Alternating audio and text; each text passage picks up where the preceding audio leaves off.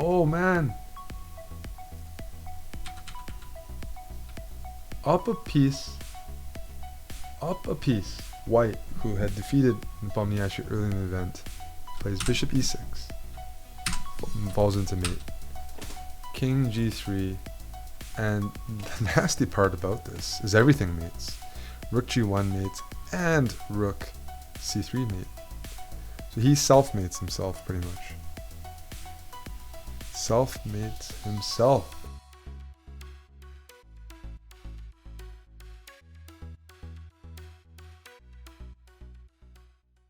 What's up, guys? We are live. About to be live. Let me double check. It's been a while since I've hosted a Title Tuesday. Let's adjust a few things. Let me know how the audio levels are. Oh.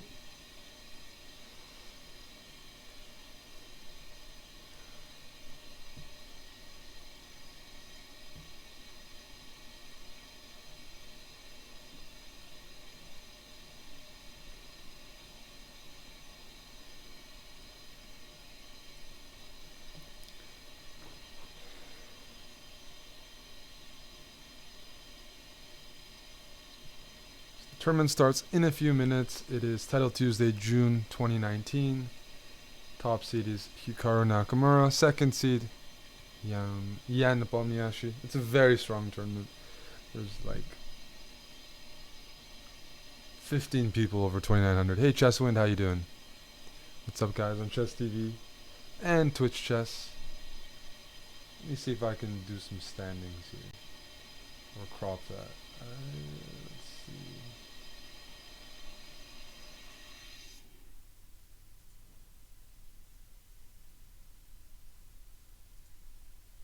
Okay, let me just move this off to the side. We'll bring that up later. That's the top. These are some of the top guys registered right now. Hikaru, Nepomniachtchi, Andreykin, Wonderful Time, just a lot of people. Duda is there. A lot of regulars, but I think Hikaru is he's 130 points ahead of the field. He's the favorite, but from playing and commentating on a lot of these events, by no means does the favorite win most of the time. Usually they don't. So definitely a good reason to drop in.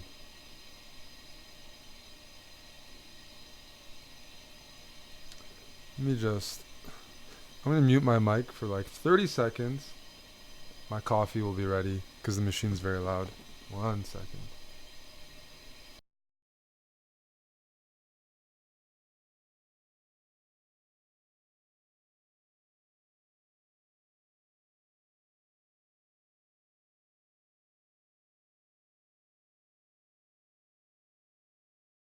Alrighty.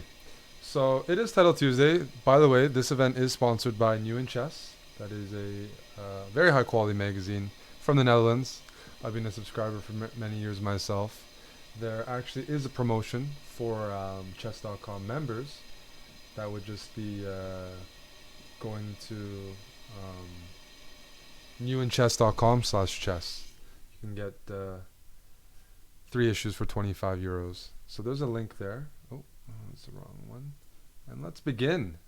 Let us begin. But it is brought to you by New in Chess. We'll talk a bit more about that later. And for now, tournament started. Hikaru against M. Potapova from Russia. I'm just guessing that stands for Maria. Maybe I'm wrong, but that's a very common name. And let's look at it from White's perspective to start off. Hey, Liam Ches.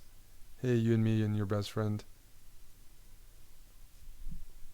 Yeah, we got a lot of people streaming it right now. I know Amon is streaming on Chessbrah. I see Simon Williams streaming. Nepomniachtchi streaming. Hikaru is streaming.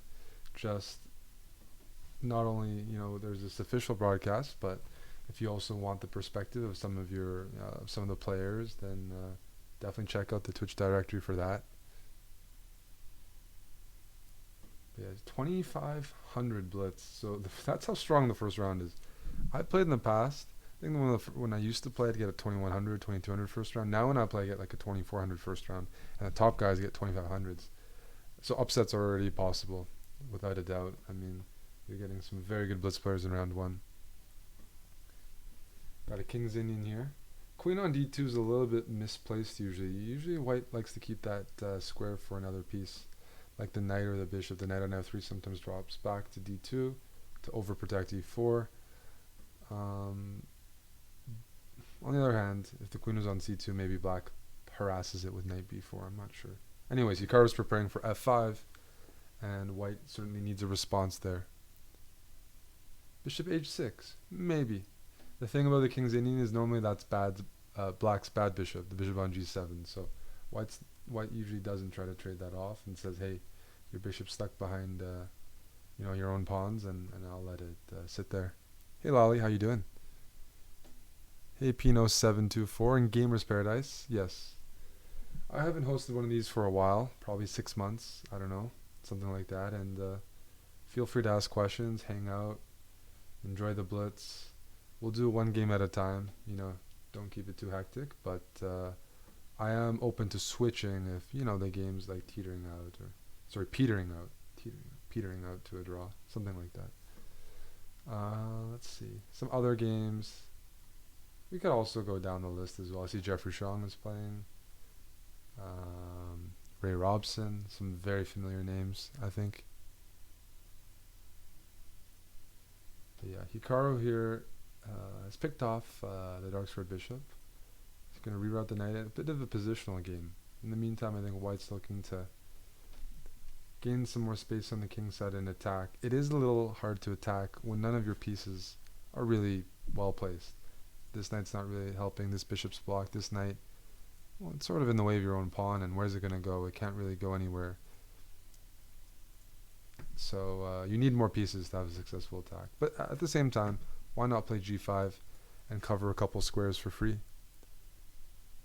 It's probably what you want to do anyways. Maybe g5. Maybe on a good day, knight h4, knight f5. Just start sacking. But she's burning a lot of time, and the one thing you don't want to do against Hikaru is give him a 1.5 minute time advantage for free. He makes you suffer more than anyone else. Reminder for those tuning in for the first time, Title Tuesday, the time control in this event is 3 minutes plus 2 second increment. So you only get those 2 seconds after you move, but it means, you can definitely avoid flagging. At the same time, it's a 10 round event, so we'll be here for 2.5 hours. And we're just starting. Just starting. A lot of games already finished. Feels like we just started. But I mean, look at the time advantage. I think white's done a good job transferring that knight from c3 over to... Oh, wait. I take that back. There's a pawn hanging. See, that's why I lose the Hikaru as well. Could be me there. Could be you. I mean, just hanging that pawn g4. That was the problem. That wall. That's probably bishop h3 and the rook's trapped, and that's probably it. I think the opening was, I think white just placed the pawns and pieces on the wrong squares. I still don't like this bishop on d3. I don't like the queen on d2. Some last minute tactics. Bishop takes and probably e4 next. Yeah, Hikaru quickly plays e4. He's saying if you take, I can just put my king on h8, and that's very safe. Queen e5 on a good day, but this is over. Hey Gremlin. Hey Chessbrah. Hey Red Devil.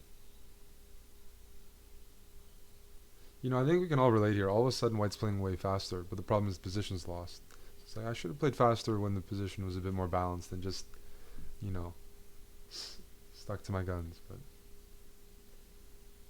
here white's playing fast, but the position is over. And yeah, without a dark squared bishop, it is hard to attack the king, black's king. We'll see the conversion here. A2 and a resignation. That's a win for Hikaru. Let's look at this game actually. It is a teammate of ours on the Montreal Chessbrah in the Pro League, Maroon here playing white. He's a underdog. He's down a pawn, and is he just giving another pawn? Oh, that's probably you can't give a couple pawns. Yeah, but you trade, and you can almost trap this bishop. I would consider it, or forcing a trade. And you have an outside pass pawn, so not only is white down a pawn, but an outside pass pawn is usually just game over. Bishops are even better against knights when there's both sides of the board open. Yeah, that's you can't do anything there. What can we find? Who is still playing? Who is still struggling? Let's check out Gawain Jones here. One of England's top players, who's been posting some very good results lately, hitting 2,700 FIDE. He's playing black here, and I'm curious how he's going to try to win this game. Material's even, pawn structure is fairly symmetrical. I mean, you got all on the same side of the board, but he's going to try to win. He's going to try to maybe soften up that e4 pawn, because that's probably the easiest pawn to access. Oh, that's offering a trade. Maybe he's just saying, I'm a little bit worse, I should trade. But I think he's going to, at some point, try to create an imbalance. Same time, it's a 10-round event. You draw round 1, you're not out of it. But you don't want to over push if your opponent's playing really well. F4, F3 safer. And let's see what happens here. King over, E6. Yep, F4 now. I guess everything should technically hold, but it's Blitz, so you know that usually people blunder at some point. Knight back. And white should also be playing quickly.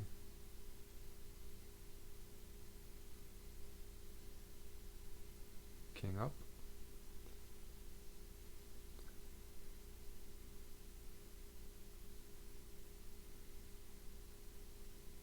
Pawn endgame. Who wants to calculate? I don't. I'll just say it's a draw. Because it still should be. It still should be. And white's offering a draw. Gawain's thinking about how he can maybe get an outside pass pawn or get his king to h5.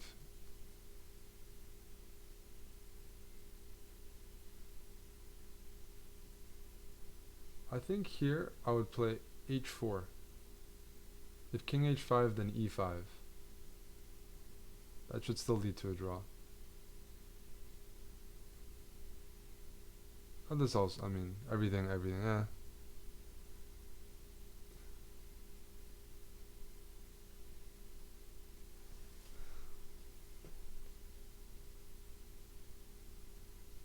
d5. I'm expecting.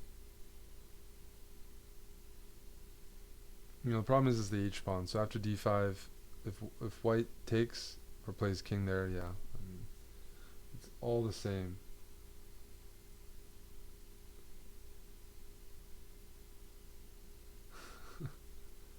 Okay, this is a draw.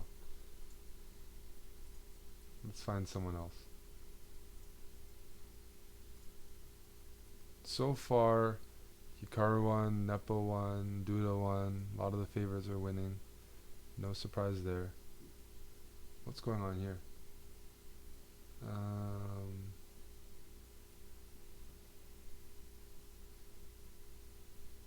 Ooh, this should be a draw, but the one way to lose this is if your knight gets trapped somehow. Black is up on time, so that seems less likely.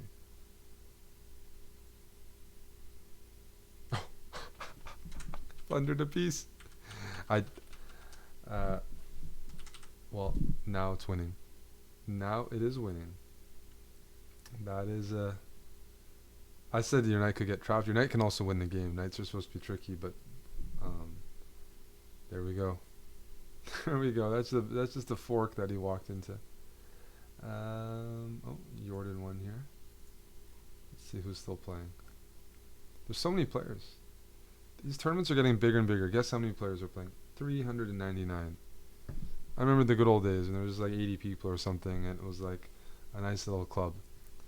And now we have all these guys invading and beating on guys like me. You know, the old guard. You know. Oh, we got this game here. And queen e1 and queen e3. That's mate. That's going to be an upset. That is an upset. Ehrenfeld from Germany taking down a 3,000 rated Blitz player. Oof, oof. How did that happen? Let's quickly check that. Queen e1 check. Rook check. King here. Check. Oh, there's a lot of mates missed. Anyways, the king got taken down by this queen and rook coordinating. Well, that's an upset. 500 rating points. Let's see. Who's left? Stewie Griffin. That's a streamer. Stewie here is playing black. He's up a pawn. He's trying to get the pawn to that e1 square. Sorry, d1 square. And a couple ways to do it. The lazy way is to try to trade the queens off somehow. By somehow, I mean, if you were to keep checking, maybe I can defend with my queen while also checking white at the same time. That's one method. It might actually work here, by the way, because okay, not yet. Oh, now it works. There you go. That's the easiest one. The other way is to try to find a square for your king where you can't keep checking you. But this works. So, queen's off. That pawn will queen. And pretty much there you have it, actually. If you want to see some quick standings after the first round, a lot of the favorites going through. Right? Just round one. Just round one there. There's an IM rated around 3,000. There's Zhu 96. So, I'm not sure I heard of that fellow, but his rating definitely deserves a watch.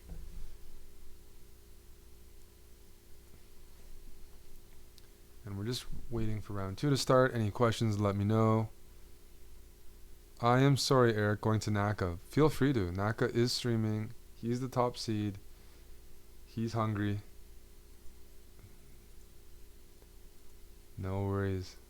Vladimirovich is Dmitry Andreikin, a former world championship candidate. And still, you know, elite grandmaster.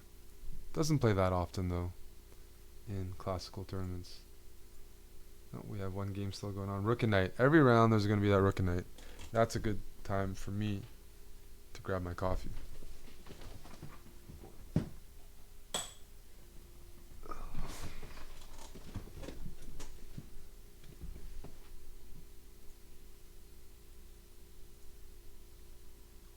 Oh, this game is more interesting. We have two queens against a queen and bishop, but the queen and bishop are coordinated so that they have some mating threats. And each side has a pawn. Now, by interesting, I mean, like, yes, the two queens is completely winning, but you can still slip up and forget. So bishop f6. No, you can't even play bishop f6. The queen endgame's lost. Sorry, the pawn endgame's lost. Yeah. Queen check. I was going to go queen h7 check, but this works as well. There's pieces hanging.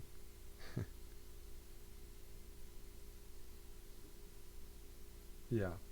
I mean, the more open the kings are, the more powerful queens are. They're so versatile, so many different checks that are possible. So if black's king had been completely safe and he had that queen and bishop battery, that's another story for practical competition. But when both kings are wide open, queens will just check you forever until they pick up a piece or deliver a checkmate. Are these guys still playing? No. All the games are done. It is round 2. And we have GM on GM action. Top seed Nakamura playing Luck is My Skill. Daniel Fernandez. And his flag is Australia. I thought he played for England. I thought he was going to Cambridge, I think. Maybe he moved to Australia. That's what a lot of British people do. I guess nicer weather and, you know, well received. Maybe he moved. Australia, Canada, and New Zealand. The nice countries in the Commonwealth. But no one moves to Canada. The only guy who moved to Canada was Robin. We had to lure him in with big money. It wasn't our temperature that got him to come over. Wasn't the chess either. So, one thing you'll notice about Hikaru, he plays very quickly, especially the first few rounds, because he knows that people can play good moves against him, things like that, but they can't keep up the pace that he sets. He has his systems, he's very experienced, and he doesn't mind even trading off pieces or allowing equal positions or playing the perfect moves. He doesn't need to do that. He just needs to keep things complicated. And when the guys are under a minute, then he starts hunting.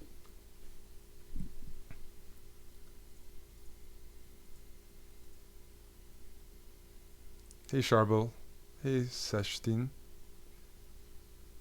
This is a very simple system or idea. Just double rooks, gang up on the d6 pawn. Simple as that. Simple as that. And maybe at some point you sometimes go for b4. It'd be great if I could transfer this knight over to b5. I don't know how to do that yet, because that would put additional pressure. But you're going to see something like that, I think. Maybe b4. b4, yeah. No, I mean, b4 makes some sense, because if I get my queen to b4, first of all, if you don't take, I get a protected pass pawn. If you do take, I get some more pressure on d6. At the same time, I don't think black's playing poorly. I think this is still a relatively okay position. But if d6 falls, then Hikaru will have obviously some great chances pawn up. Plus the c pawn can start running. But normally the hedgehog type of position is supposed to be pretty solid. I wish my rook was already on another square so I could play knight e8. Knight e8, then I defend d6. With my knight's defending d6, the rooks, you can double on d6, I don't really care. But by playing knight e8 now, my rook on f8 is stuck. So I need two moves.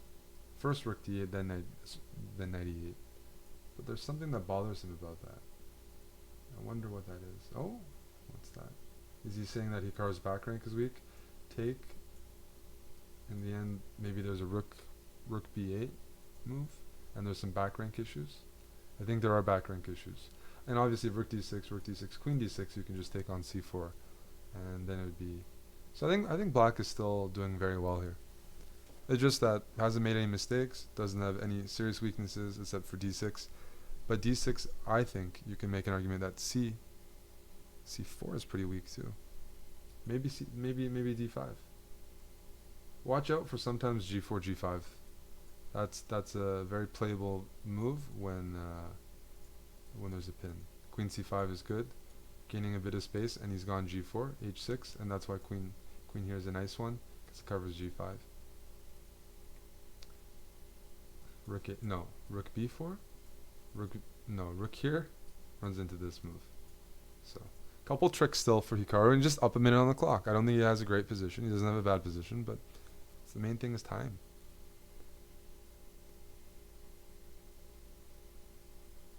Hey, Jay Ingram. And trades, but both sides have weaknesses here. This should be completely fine for black. And what we're here for is to see how Hikaru's going to trick his opponent. Maybe he won't. He tricks me all the time. I think I'm like the main guy who gets tricked. But I think the way black is playing. Oh. No, I still have faith. Knights.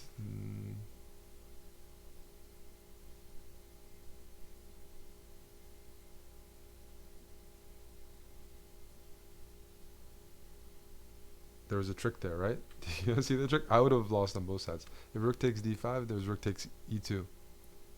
And you have knight c3 check. That's why Hikaru didn't take the pawn. But then that's why this is going to be a draw. And black has offered a draw, and Hikaru has quickly declined. So we're going to stay on this game because someone's going to be pissed off.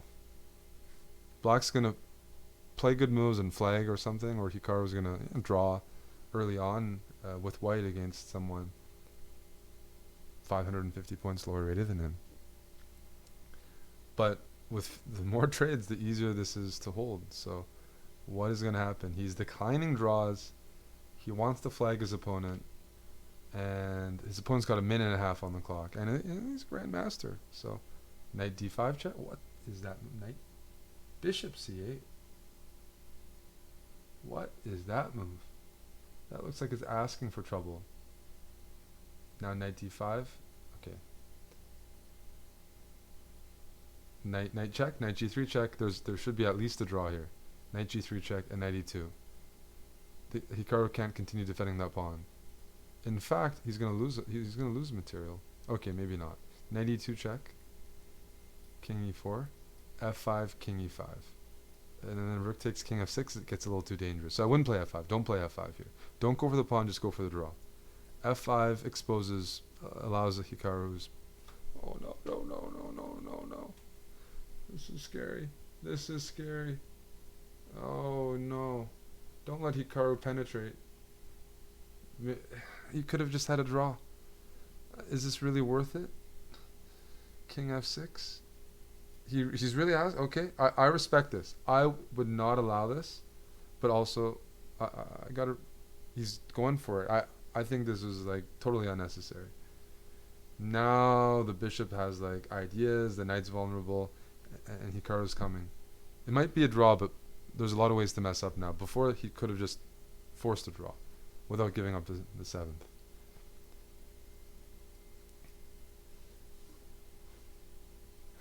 Where does the knight go? Either way, I'm taking on g6 next move. I still retain a pawn, and I have some stuff on the 7th. And now time trouble's creeping in. You see, guys, this is what happens. Hikaru lures you and he baits you into playing this. I've been there, and then now you're frustrated. Whoa. Deep move. Does that work? Can I take and play king g5? King g7, king g5. He's saying this is a permanent pin. He is saying this is a permanent pin. He's trying to make a study-like draw. Wow. Respect. This is a permanent pin. You can just move back and forth. Back and forth. Back and forth. Yeah. Sure. Oh, wow. Very nice. Very nice. That's a stone cold draw, guys. That rook has no space. If there was a, well, I don't know what's before a, but if you can move the rook one square over, there we go. Very impressive. You just can never get out of the pin. How do you get out of the pin? Give a check. Well, the king never allowed a check. King also never went on a light square. This king can't cross. A nice study-like draw by Luck is my skill, aka Daniel Fernandez. Nice. Okay, so who else are we going to spectate? I see Amon playing. And Amon likes to get in time trouble. So usually his games are a little more entertaining just because he puts himself in bad positions. But it looks like he's winning here. He is up a pawn, and I think he can just walk his king down the board. No, he's going for this. Is it a race? Oh, I don't like races. Oh, never mind. I like races. Now that's winning. Yeah, and you queen a pawn. That's a win for Amon. He's going to move to 2 out of 2, and he's going to upset John Daniel Bryan. Well, it's a rating upset. GG Amon, he's on 2 out of 2. He was just commentating on Norway Chess with Yasser. Yasser being that positive presence, and now Amon's playing some classy chess. Let's watch Nepo. Oh, Nepo already won. 2 out of 2. So he's the top seed left with 2 out of 2. GM Hess here is not in a good spot. Robert is not in a good spot here. He's losing all his pieces. And down he goes. Down he goes. Who is left? Oh, I like this username. Slow Dumb. WGM Slow Dumb. That describes my chess, slow and dumb. I like that. WGM slow and dumb is on 0 out of 1 and trying to win this endgame. Sorry, not hold. The one thing you don't want to do is play king here. King here would run into rook h8 checkmate. So I think this is going to be a draw, but the black's the one who can try.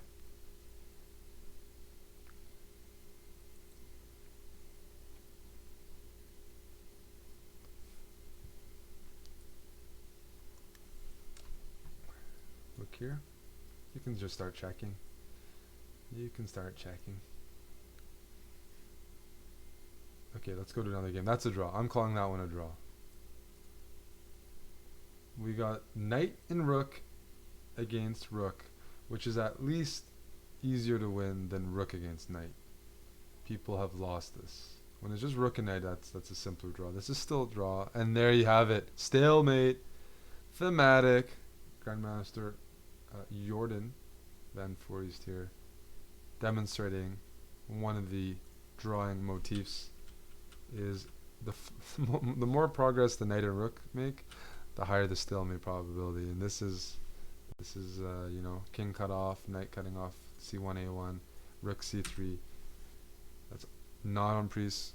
Well, you can take it, but that's stalemate. So either a stalemate or he wins back to knight. So that is a draw. Who else do we have? 3 games left.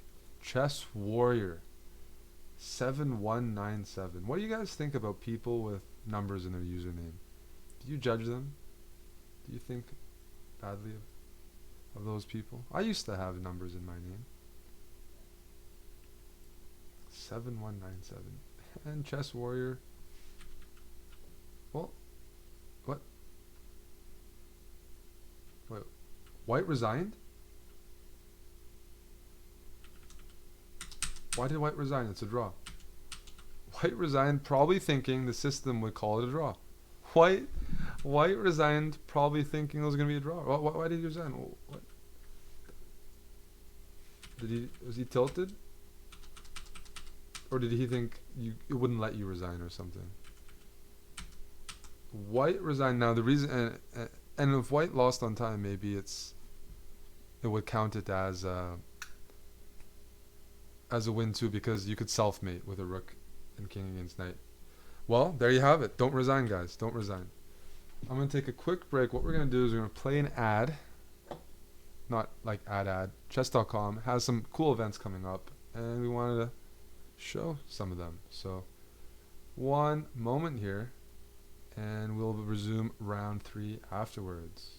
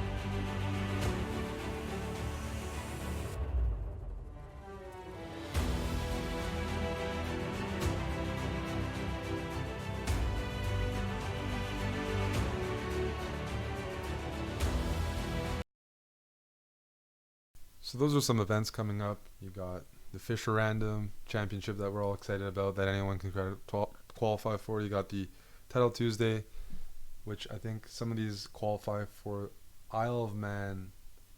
There's a Grand Swiss at the end of the year, and there's a qualifier to win a trip to Isle of Man, and that's from these Title Tuesday events. There's the Arena Kings. There's a lot of events going on. There are a lot of events going on, and that's a look ahead. And Arena Kings, sub Saturdays, most people can participate. So there you go. And round 3 has begun, and we are gonna follow Nepo, Jan Nepomniachtchi, one of the top 10 players in the world, hailing from Russia and coming off a big win in a tournament in Moscow against many of the world's best players. So he's on a hot streak. He streams chess, auto chess, Dota. Probably streaming right now, I think he is. And here he is with I wouldn't say great opening. Looks like Black is doing pretty well for himself. Playing the good moves, up a minute on time. I think Black's doing pretty well here. Looks like a dragon without any threats for White. Black's just equalize. Maybe you're going to play h6 at some point. Try to soften out this.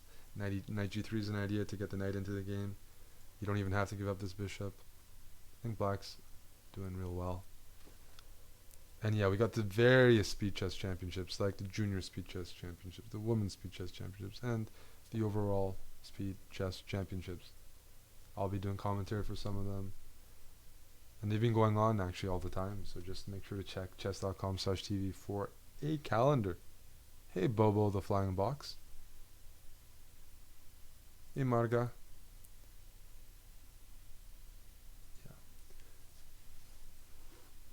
Yeah, I mean, I generally think Black's okay here because there's no real weaknesses. He's got his own space, up on time a little bit. At the same time, anything could happen. I think if I'm playing white at some point, I do want to play c3. Maybe so I never have to worry about defending c2. Whoa. Whoa. The exchange sacrifice. Out of desperation or thinking it was very clever. That's not a good move. That exchange sacrifice, it's not enough. You still have a knight on the rim, and you got a pawn and a piece, but that's not quite enough unless you give me a reason why. Why are the pieces better than the rook here? Why is that pawn so important?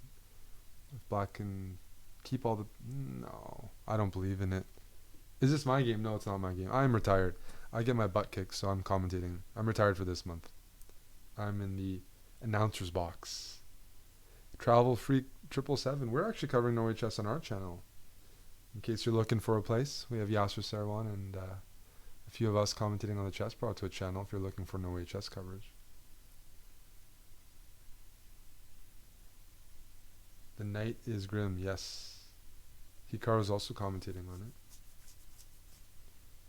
And White's just saying, dude, you don't have enough compensation, let's trade off pieces. You might be seeing bishop d1 soon, getting rid of that knight. Also bishop d1 facilitates rook c2, which is challenging the c-file and really questioning Black's total plan. So yeah, this makes a lot of sense. Eric, is this theory? No. But I wouldn't be the guy to ask.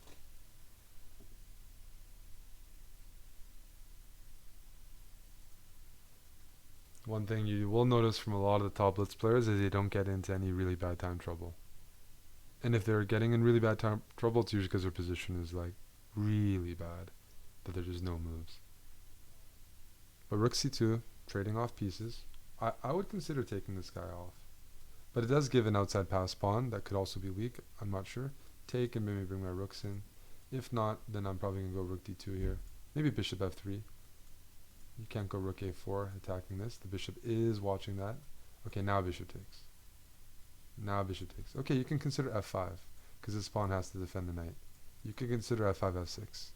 But you do give knight f4, so it's double-edged. Knight f4, check, then rook h2. I think Nepo's going to go for mate. If knight here, I'm expecting f6 and rook h2. And he's going to try to do something along the h-file. At the same time, Black can then expand to d5. Knight f4. Bring your knight into the game. You only got one chance.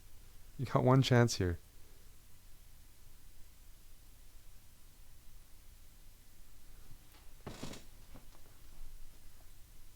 Yes.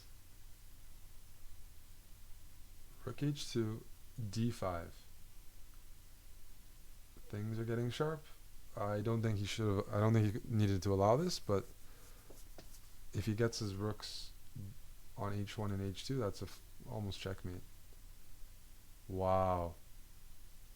Wow, this is sharp. He's allowing this, but he's saying he can just shuffle over, and this rook still needs to hit deuce. You know what? d4 and rook a6. This doesn't look right. d4 and rook a6. I think Jan is taking some unnecessary risk here. I can play rook a6. I have a protected passed pawn. I have threats. I have activity. I have good pieces. This is going to be loose too after knight e6 in the future. Rook a6, putting more pressure on a3, and this rook is still loose. This was a weird way of converting. Wavy Cat, thank you for the sub. Yes. This looks funny, but why is Black taking so much time? Oh, I missed that move. And that's why, well, that's a nice move, trying to threaten mate. Rook b6. If you take, I can take the rook. Okay, now rook takes b5 is probably forced. You just have to take on b5. Put the bishop back on c6. Watch out for this move at some moment. Watch out for something there. So now there's 2 pawns and a knight for the exchange. That's not the end of the world. But this bishop is on a very good square. The knight can't go back to e6 anymore. Well, I don't get that move. Whoa, what's this move? What the heck is that move?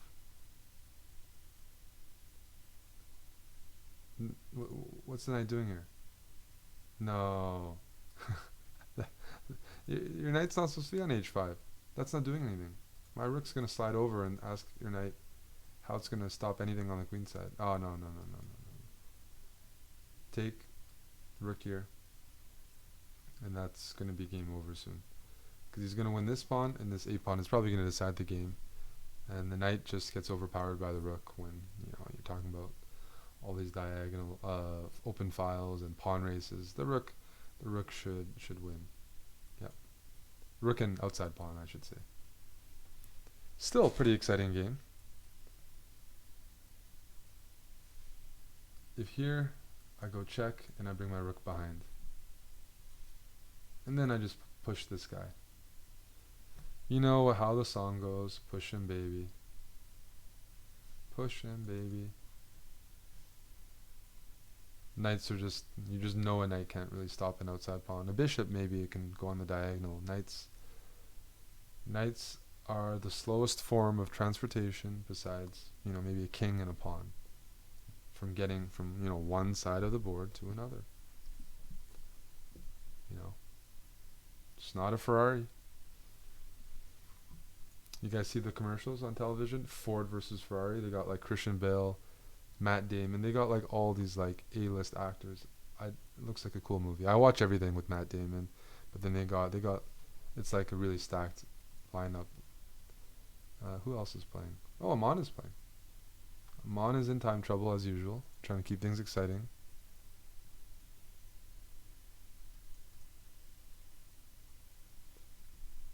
Well, the king and pawn are slower than the knight. That's right.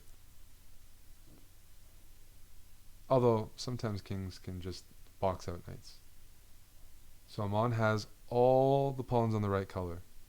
So only he can win this. If he were to lose this game, shame.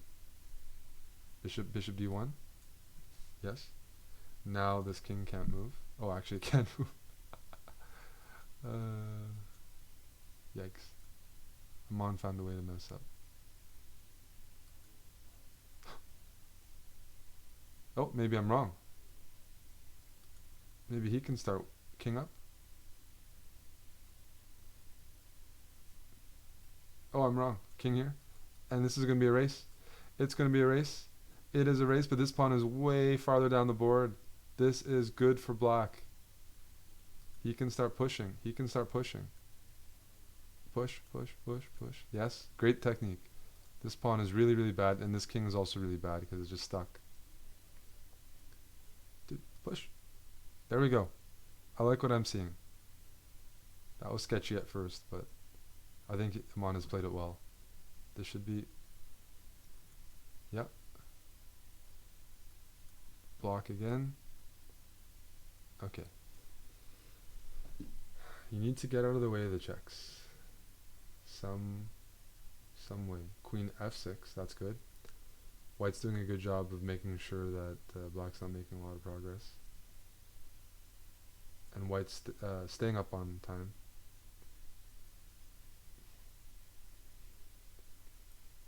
Ooh, Amon gets a move. Queen b5? No, queen b5 is stalemate after queen takes e4. Don't play queen b... Oh, no. That was stalemate. That was stalemate. Queen takes here. Stalemate, see? Oh, he's got all these stalemate ideas. Okay, now no more. No more stalemate ideas. He missed it. White missed a bunch of stalemates, and now he can start pushing. Now Amon has another chance. There are all these stalemate ideas. And now no more because the king can escape to b2. There we go. This is getting very uncomfortable. The pawn has made progress. The pawn's making progress. Amon's king is making progress. If a3, you got queen check. Here, king b1. Oh, okay, I thought king b1, and then you can maybe pick off that guy.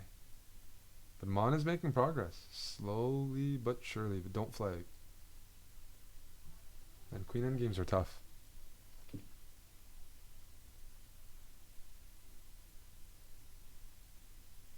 Queen endgames are tough. Check. Where are you putting your... Don't go king here. That's mate. Okay, king. Yeah, I like this. That's good. Now the king's coming. Yeah. Here.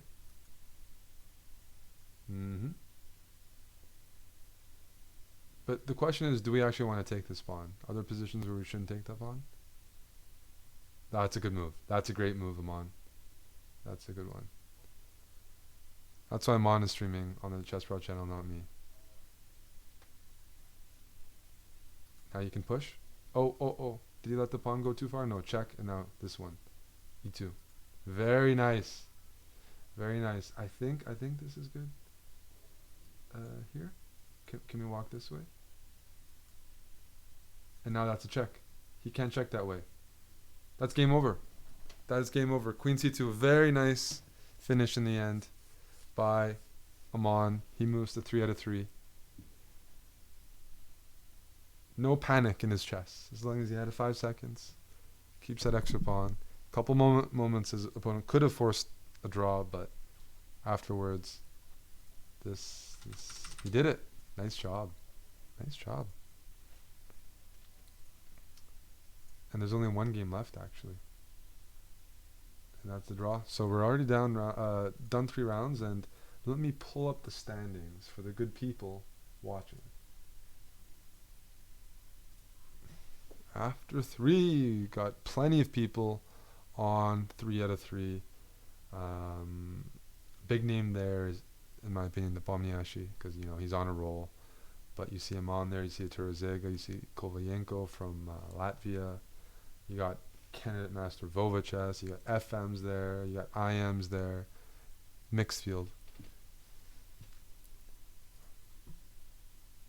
I see as I go further down, WFM Chimpiblinka. 2197, 3 out of 3. They're doing better than Naka. Wow, a lot of FMs on perfect scores. It's the revenge of the FM. Chess Weebs. The Weebs are on 3 out of 3. When the Weebs are on 3 out of 3, this is a really happening tournament, really busy. The Weebs have invaded, and they're at 3 out of 3 right now. Grandelius, Sweden's top player. Hans Neyman. Ella Nilsson. Oh, look at that. Everyone. So many different countries. Is there not a U.S. flag there? Oh, no, there are. There are a couple of U.S. flags. So what to say? I see Canada here. I see Russia. I just don't see the U.S. Wow. Wow.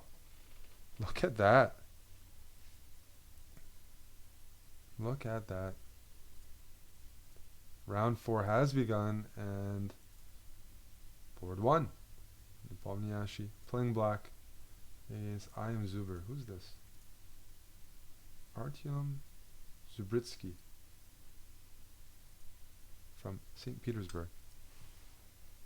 You learn some new names. And, well, a pretty aggressive setup for black. Bishop on b4, pawn on h5.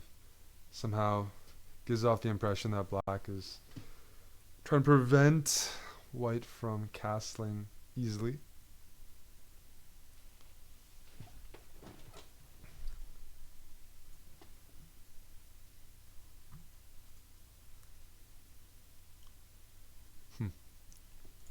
What's up, Yan of KZ? Hey, Rakesh. Yeah, well, that movie has some serious actors. John Bernthal. I think I saw him from The Punisher. Yeah, man. Yeah, some serious actors in that film.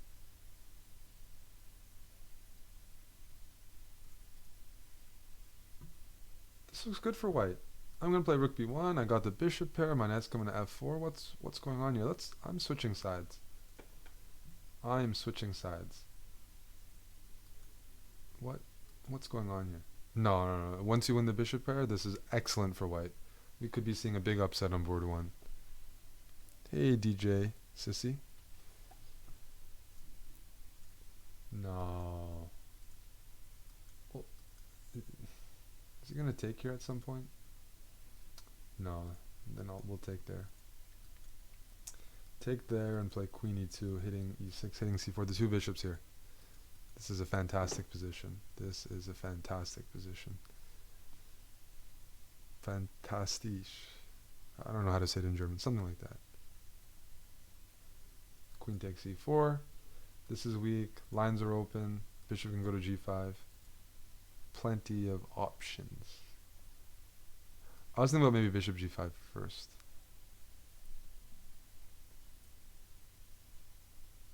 Just to prevent this move. Because now he's going to play rook f8. No, but even then, bishop g5. This is a really good position. The main concern for white here is he's down a minute on the clock. And there's no reason to be down a minute on the clock. There's no reason to be thinking for a lot of the next moves. Develop your bishop. Open up lines. Eyeball this guy. You know. So here, bishop g5. Keep it simple, Sally.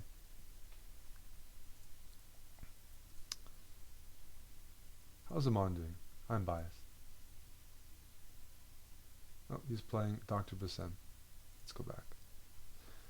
Egyptian number 1. Amin Bassem.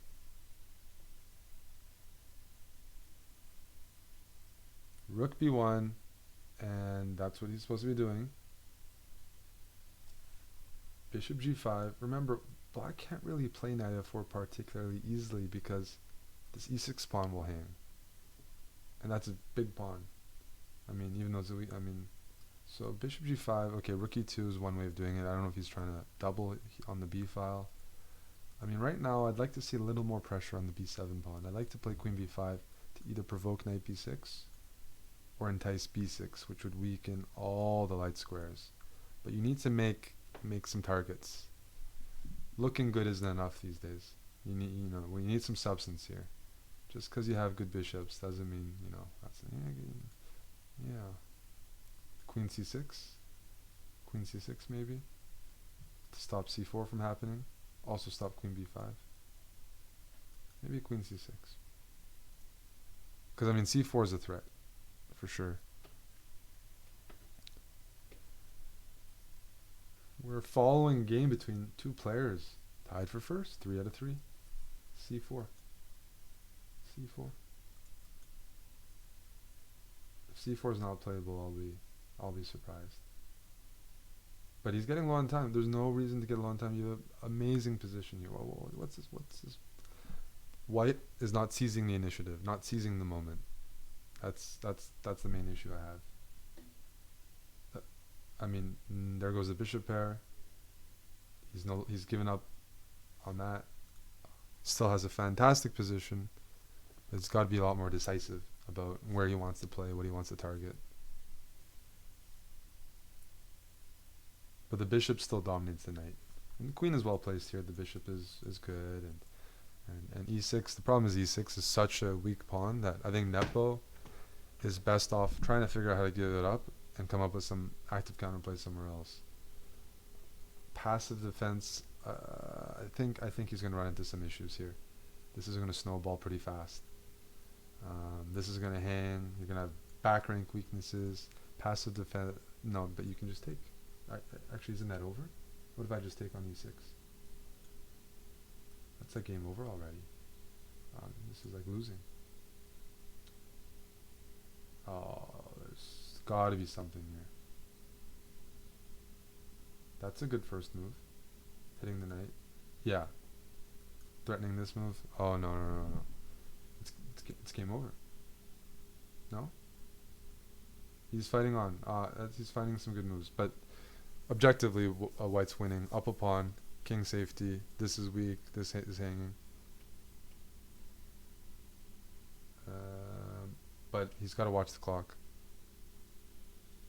We could be seeing a big upset, though. Big upset. Maybe bishop here, or you trade. No, he's keeping the bishop. I like it. He has confidence he's not going to flag. Because the bishop is better than knight. I don't want to trade. But some people might trade because they're like, oh, I'm getting low on time. Panic. Well, okay. Bishop here. Oh, he just blundered. He's botching this. He is botching this. F4. Yeah, but this endgame is no longer as convincing. Nepal's gonna start pushing his pawns. Yeah. I mean, now this is a mess. Because the queen does cover the queening square here. There's also queen f8. Wait, is queen f8 mate? Queen f8, bishop h3. Queen f8, bishop h3. Isn't that mate? Oh my goodness. There is a mate on the board being missed consistently. Is this not mate? Am I missing something? No, that's a win. He's been missing a mate for like 3 moves.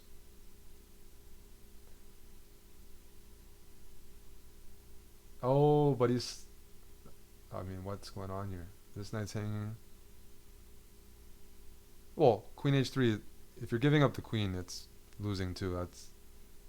No. When I said it, the pawn wasn't on b2. That's not what I'm referring to. Yeah, so this is still winning, but there were some whites playing very well, but it looked like queen f8 was very promising.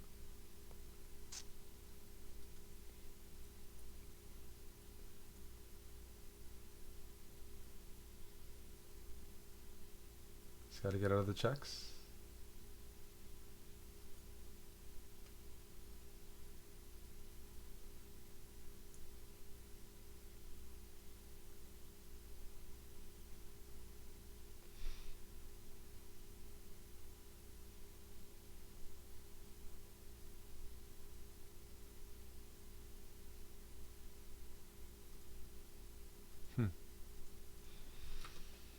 Taking a sweet time.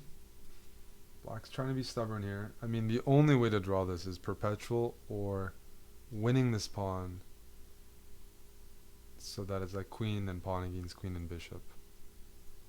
Because otherwise... Oh, there we have it.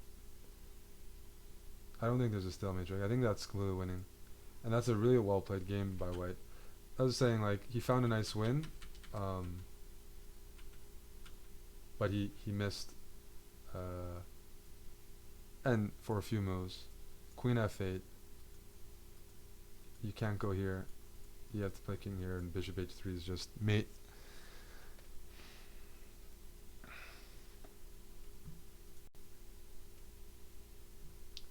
Just mate. Which I wouldn't expect to be there, so I understand how you can miss that. Because oh, looks like Amon lost.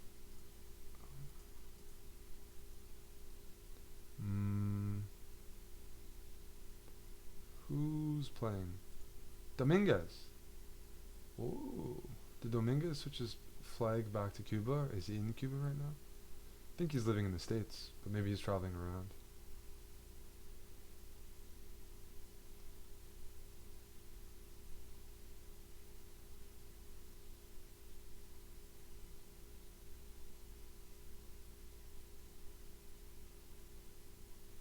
Black up a pawn here, trying to crash through. I mean, everything else is semi-closed, so he's putting up a little bit of resistance. Rook a7. Move the king. Do you try to play f6 at some point?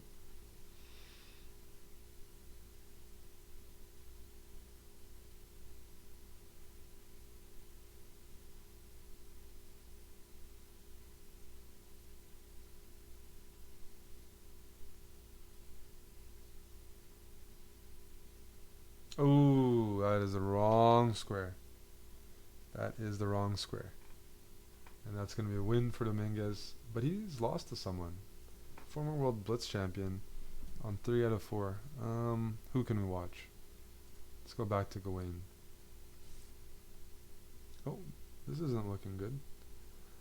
it looks drawish, but if I were to pick a side, I would probably pick black, because knights are tricky in time trouble.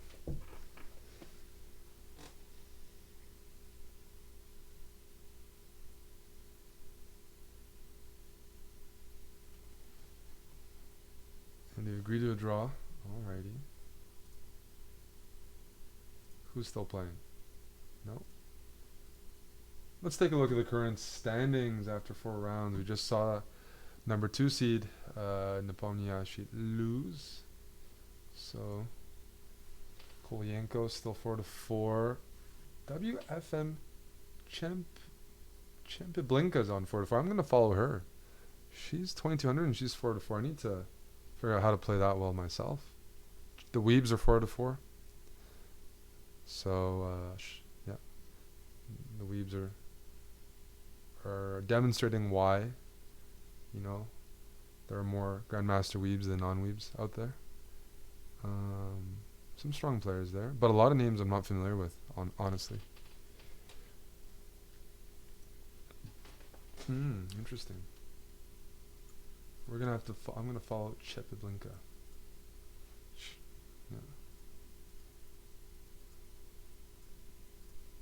One final game though in round 4. Jonathan 113 from Israel against JK13. Battle of the 13s in their username. 2 out of 3. Both players on. It's a draw, but blacks. Well, both sides are trying to win, I guess. King F6. He's trying to get the knight to F6. One more time. Bishop here. The knight's trapped, unfortunately.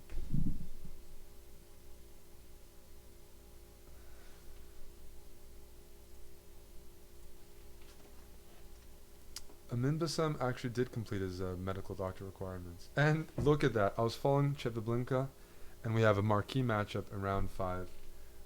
Tied for first, Chepiblinka. Oh, look at that. May 7th, 2019. No name. 4-4 playing against top seed Hikaru Nakamura. A big 1,000 rating point difference between the two players. You don't see that every day in round 5. This is like boxing. Andy Ruiz against Anthony Joshua. I'm setting the line at like 30-1 though.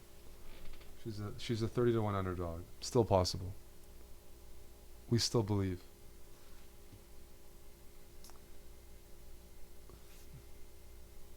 Playing so sort of like an English setup. It's a bit like a reverse Sicilian right now. Hikaru's taking some space on the queen side with a5, discouraging b4, and on the other hand you might see g5, knight g6, bishop h3 if he feels like he should attack on that side of the board.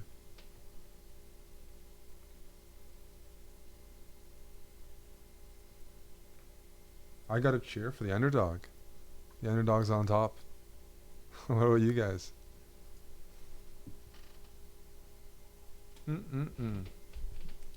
Who's, yeah. But she is lacking space. Knight can't go here. Trying to get b4 in, but Hikaru's going to play g5, knight g6, bishop h3, and say, while you're trying to sort out your queen side space, I'm just going to mate you on the king side. Just going to mate you on the king side. Maybe b5 and c5, but she's still sorely lacking space.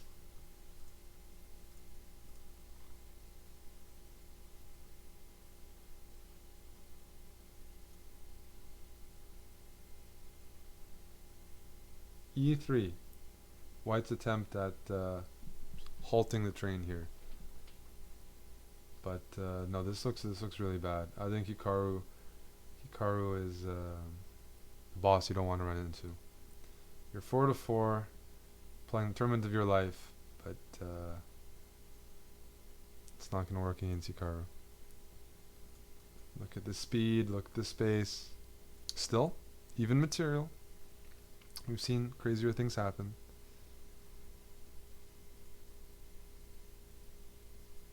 We've seen crazier things happen. d4, challenging the space. I like it.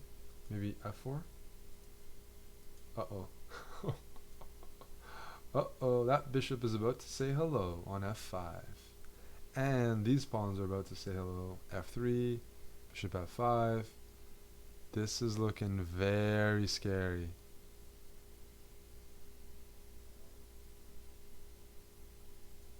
Very... Ooh. Bishop e4, some resistance. Knight here, maybe? Bring the knight into the game? I guess then you can take and play knight f5. That's no good. But this piece looks silly, this knight looks silly. These rooks are just misplaced. They're on the queen side when it's clear that the battle, you know, the battle is at Winterfell. And that's over here. That's over here. It's on the king's side.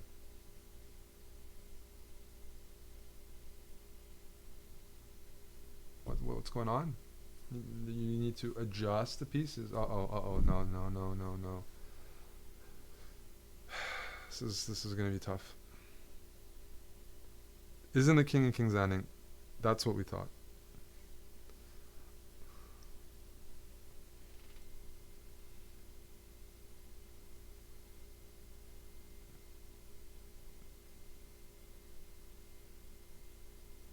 Hikaru's not spending any time here. Just a free attack. Just a free attack. This pawn is hanging. This. But the one thing that's impressing me is that White's playing pretty quick. Like, this is a really bad position, and White's sort of playing as if they don't feel like it's a really bad position. There's really relaxed. Still not worrying that there's pieces over here. It almost looks like the pieces are being set up in their original squares in some sense. Just like the coordination is completely off here, and it's like this isn't just a losing position, this is like a dead loss position. Like probably there's like 30 moves that win, and yet White's still like, you know, house is on fire but still enjoying a Slurpee and just chilling. This looks fine. Exactly, this looks fine.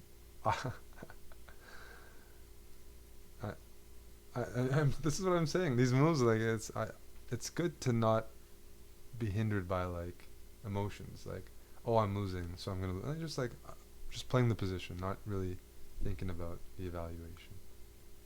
But this is the wrath of Hikaru. No, that's true. This isn't Winterfell. This is King's Landing. That's true. That's true, especially based on this. Hickey the dragon is coming after us all.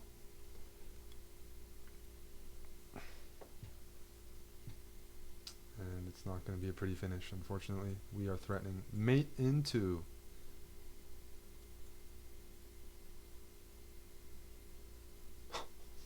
I said the pieces were being set up, and I wasn't kidding about that. Ouch, ouch, ouch. Well, that's what happens. Hikaru is the top seed. You know, for a reason. He punishes people. And that was systematic. Let's follow the weebs. I believe this is Grandmaster Ilya Nizhnik. I believe that's him. Strong Grandmaster from Ukraine who now resides in the US. And he's on 4-4. Let's look at the weeb perspective. Material blacks up a pawn, but they're not pretty pawns. Definitely looks like, wait, blacks? Yeah, black looks like he's really passive here, really struggling. Bishop's gonna go to c6. Maybe the knight's gonna go to b5. Ooh, oh, that's a good resource. Rook b8. But maybe rook b8, can we trap the piece? No, we can't. Because rook here we're taking here, and then this knight's hanging. So rook b8, keep the pieces on the board. Don't trade.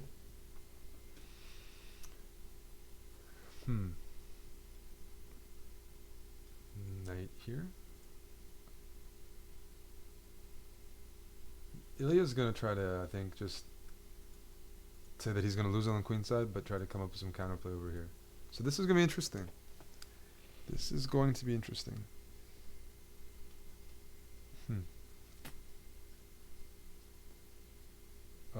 White is taking a lot of time here, and that move looks bad for many reasons. I'm happy to put my king here, happy to get my knight into the game.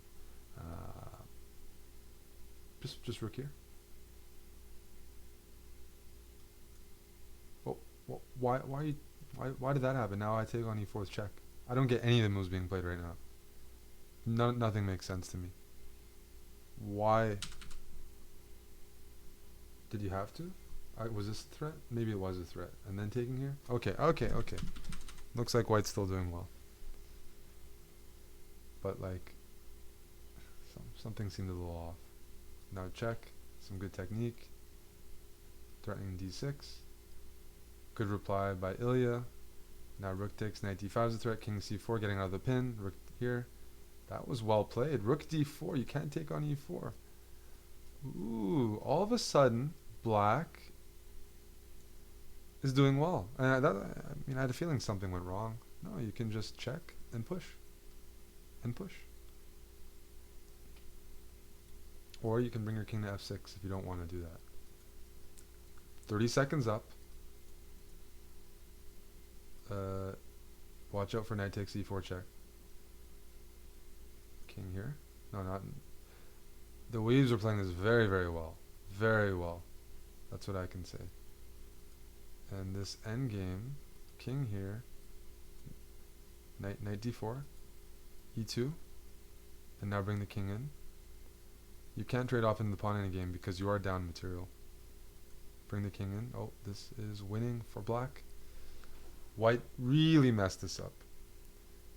Just, yeah. King here, you got check, and then, yep. Great technique by, what? Okay, that works. By black. No, seriously. Oh, that's a stalemate. Oh, never mind. Oh, that was a good final trick. That was a nice, clever final trick. If you take here, that's stalemate. But don't fall for that. Don't fall for that. That was a well played game. I thought both players were like, I mean, it was a fight. Definitely something has gone wrong. When in the starting position, this was the starting position. So something went wrong for white. Yeah.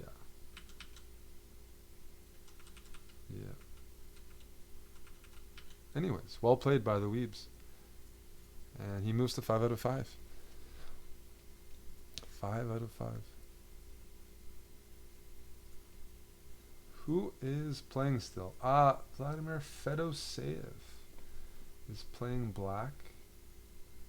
And those are a lot of pawns. The pawns are going up the board. So it's a knight against 3 pawns with both sides possessing a rook. What I'll say is in Blitz, the knight can often... Oh, that's a fork. Knight d6 check. But is it winning? It's funny, you can't win the rook. If you play knight d6, this isn't a winning rook against 3 pawn endgame. Like winning the rook. So he's not doing... Oh wait, it's pinned. Never mind. What am I talking about? This knight's pinned. I was going to say that even if the knight wasn't pinned, knight here, king d5, taking might not even be winning. But the knight's pinned, so my bad.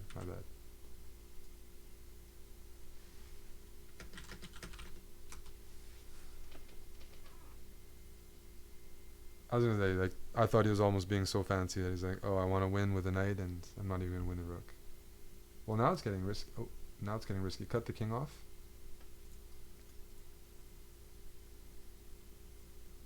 We could see another upset here, a Dutch upset, and that's game over. Very well played. If rook check, just bring the king back, and next move, no matter what, I play a7 because his knight can't really take, the rook is hanging, and the rook has to stay on the back rank to defend the knight. So. That, oh, wait a sec. Round 6 has already started. Round 6 has already started. What are we going to do? Top matchup, 5 out of 5. Chess Weebs against Igor Kolyenko from Latvia. Strong grandmaster. 2 strong grandmasters.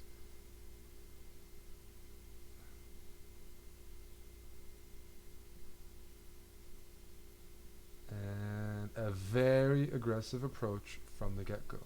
Let's take a look. There's probably some Trompovsky players in the chat. H5, H5, H4. I like this. Hey, this is a cool... I should copy this opening. Black has the 2 bishops, and he's just going to open things up. And that's what you should do to London players and Trompovsky players. Attack them. They don't like being attacked.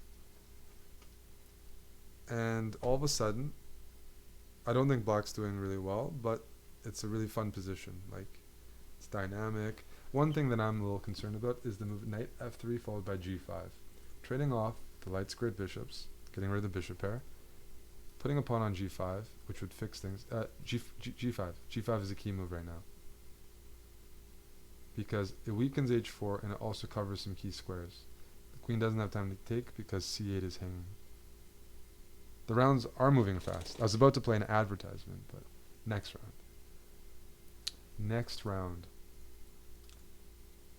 I think this might be a key move. I'm a big fan of this.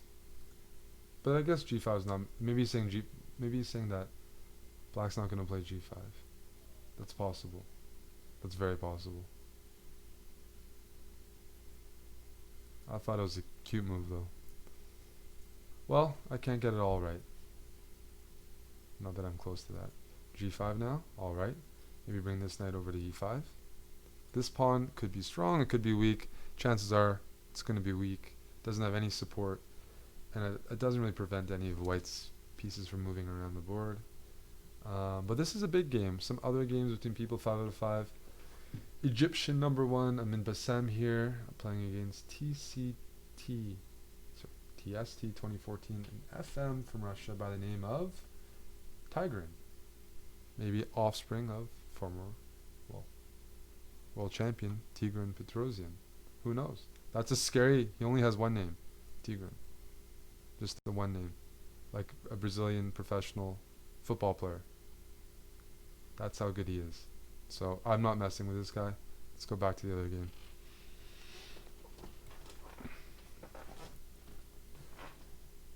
And we're seeing White try to gang up on this h4 pawn that I thought would be fairly weak because White's done a good job of... Oh, d4. But then the rook can swing across. No, he's saying I don't even need to do that. I can play c3. You get one check in. Don't I get another check in? You have to put your king here. Check. Check. And you can't go king b1. The rook's hanging. So some counterplay for Black. Unnecessary counterplay as well. Unnecessary counterplay. Check. And if you go king d2, it's like... I'll play c5. I'll start opening up. c5. Bring my knight into the game. No. And the knight's still on g1. So you want to have this position as White without your opponent getting counterplay, because you need to invest some time to pick up this pawn. You don't want to have to put out a fire on the queen side and corral this pawn. I mean, you wanted to isolate it, and this is not isolating when your king's running around naked. I mean, not naked. You have this nice pawn shelter, but that's not permanent at all. c5 could be a pawn break, and you see already you're seeing White just struggling to figure out what to do here. King e3, defending this pawn laterally. Well, the knight can come into d5. I mean, this is just very risky. I would probably take a draw as White, because I'm a chicken. What's up, C9 Oyster? How you doing? I think White has misplayed this, and it's better to stabilize now, because there is counterplay coming, and you don't want to get mated while picking up this h4 pawn. Let's check on Tigran. Oh. What is going on here? And they agreed to a draw. Update board 1. The Weebs drew Kovalyenko. So they moved to 5.5 out of 6, giving an opportunity for the winner of this game to move into first. Let's take a quick look at the standings as we are in round 6 of 10. And there are quite a few people, 4 people, besides the 2 guys who just drew on 5 out of 5. So that means there's another game we're missing, and that's this one right here. So heading into this round, there were 6 people with 5 out of 5. Now there's only 4 remaining, and they're playing each other. So if everyone draws, we have a boatload of people tied for first, but if someone wins, they'll be in small company. And there we have it. Severmorsky winning with black and moving to 6 out of 6 with a crushing win against Miracle, who got destroyed on the king side. A nice little finish here. E3, removing this pawn from the defense of the G3 pawn, having to take, right, and threatening to win. Queen G4, and you're just helpless. Your king is completely helpless here. Queen takes G3, wins the game no matter what. And then we have this game. Black is up a piece because white sacrificed, but white has a bunch of compensation. This looks really good. You have a rook for 2 pieces, a rook, and 2 pawns for 2 pieces, plus you still have your bishops, and you have some open files. And I really like the way that Bassem is playing here. You can trade. Take maybe rook here and start pushing this pawn. How's that? How's a little trade? And then push your b-pawn. Bassem here with a win would move to 6 out of 6.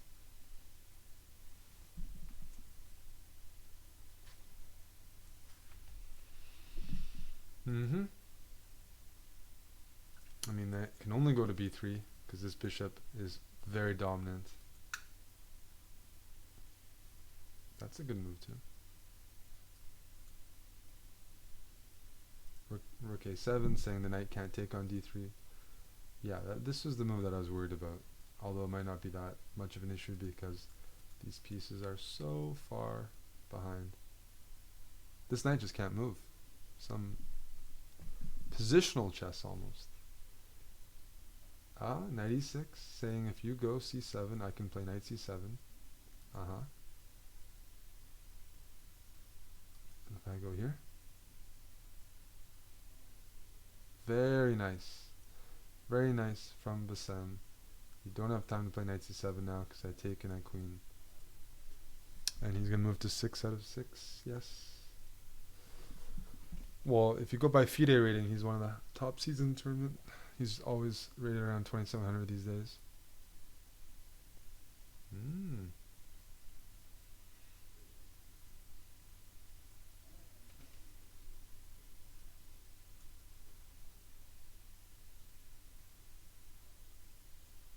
Check. Everything wins. So who are we going to spectate? Hikaru. Hikaru's playing. Okay. Let's take a look at it from his perspective. He's not up a pawn, but he's got a deep passed pawn. He's trying to run the b pawn down the board, and he's playing against Angry Twin.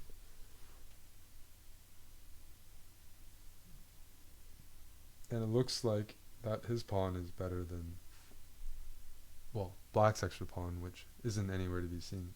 Oh, queen. Oh, Hikaru's setting up a mating net here. Uh-oh. I'm seeing some bad. Oh, wait. Queen here. Wait, is there some resistance here? Queen d7. Queen d7. Wait. What am I watching?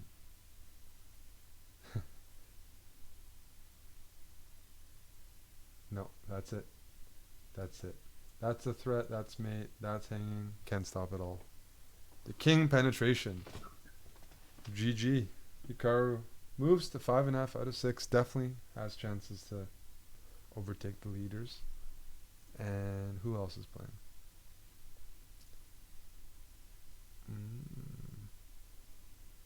Oh man.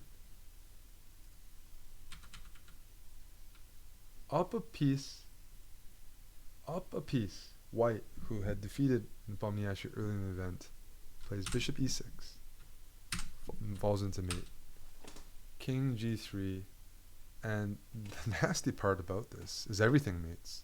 Rook g1 mates and rook c3 mate. So he self-mates himself pretty much. Self-mates himself. And Turazega moves to 5 out of 6. Another speedster in the mix. Venezuela's top player. What I'm going to do now, as we wait for round 7, we have a couple players. Let me bring up the standings. And then going to show some events coming up on the Chess.com calendar. First, let's take a look at the standings. You see here, only 8 players at 5.5 or 6 out of 6. So we're going to have a matchup between the 2 perfect scores in round 7. But on 5.5 out of 6, you got Duda, Poland's talent, Jan-Krzysztof Duda, Kovalenko, you got the Weebs, you got Tigran Petrosian from Armenia, you got Hikaru. We have this FM from Russia, Mouse, that I'll have to check out. But field is shrinking there, near the top. And we're going to take a quick break and be back for round 7.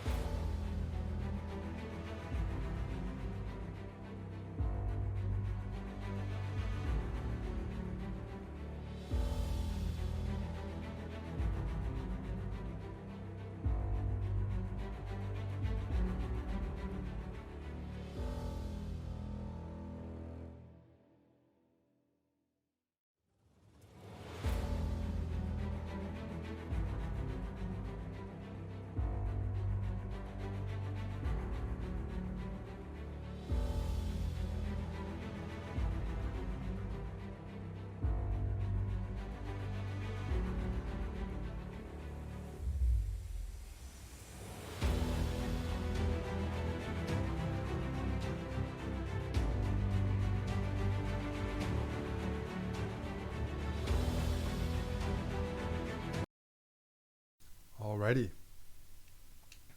I gotta sneak in a quick snack and prepare for round 7. Who has played in the qualifiers? I know the Chess 960 ones have started for the non-title players. I've been doing Arena Kings myself. 960 will be hard. I've never really played it, but it should be fun. Yasser told me he'd try to qualify as well. Alrighty, so round 6, one last game going on, but round 7 should be really good. And for those just tuning in, this is Title Tuesday, brought to you by New in Chess. There is a promotion, newinchess.com/chess, where you can get 3 issues for just €25. And for some high quality, I'm a subscriber, high quality chess analysis, openings, tactics, you name it. You can definitely check out the website to find out some more information. And today we have one of the strongest editions, but they're just getting stronger and stronger, so it's a little almost redundant to say, but 400 players, 400 title players, because that's a requirement to get into the tournament. That's why it's called Title Tuesday, and many of the best blitzers in the world are here, duking it out for prizes, for glory, for practice, for whatever you want. But it's the first Tuesday of every month. And this game is done. We're going to move quickly to round 7. And the game we're going to watch is the two leaders. Severomorski against Dr. Bassem. We'll keep our eye out on board 2 with Hikaru chasing the leaders as he sits at 5.5 out of 6. And we have a Dutch on board 1. That's good. I got some Gatorade as well. Gatorade is like 2 times cheaper in the US than in Canada. Probably 2 times the sugar as well, so I might die 2 times faster, but it does taste very good over here.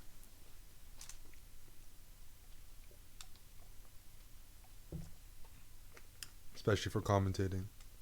In the summer, getting a nice little refill.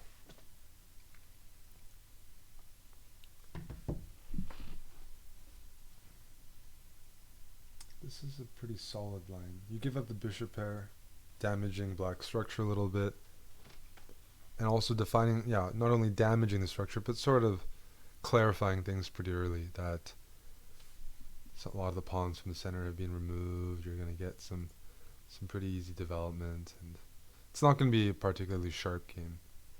Whereas the Dutch can be very double-edged, keeping all the pieces and pawns on the board. This is a little more clarified. Simpler way of playing.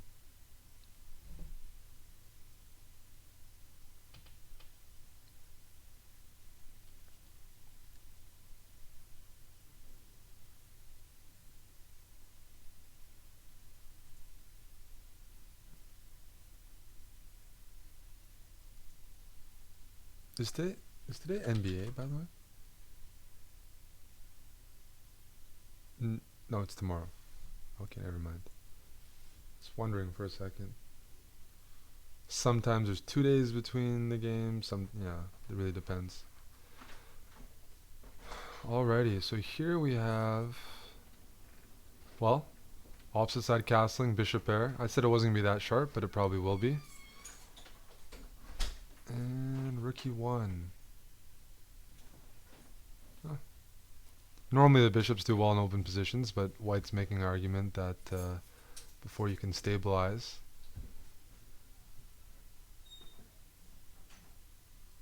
white's going to get a bit of an attack against black's king. Hey Quentin Tanksley, how you doing? I'm pale. I look pale. Am I auditioning for the Vampire Diaries? Man, I would love to. I would love to. I haven't been out too much in the sun. I've been streaming. Streaming is, the next generation is going to be paler and paler as you sit in front of the computers all day. I do look pale. I'm afraid of the sun. I have no one to hang out with outside.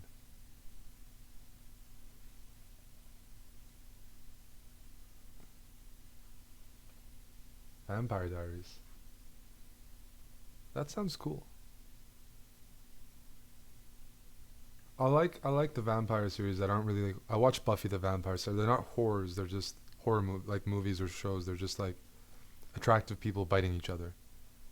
So I thought those are always pretty entertaining. It's like watching One Tree Hill, but with people a little more paler and biting once in a while. They were never scary. I always make an exception for vampires. So like Underworld Awakening, that was a good series. A little bit of biting here and there. I don't watch any horrors though. Vampires is as far as I'll go. It's the camera as well.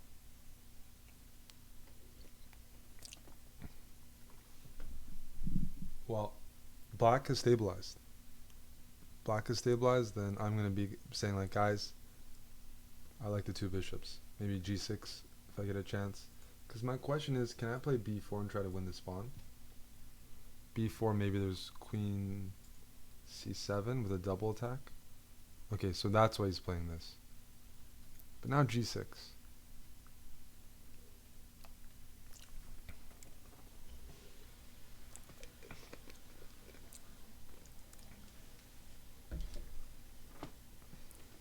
I didn't read Twilight, and I didn't watch the movies. Maybe I should.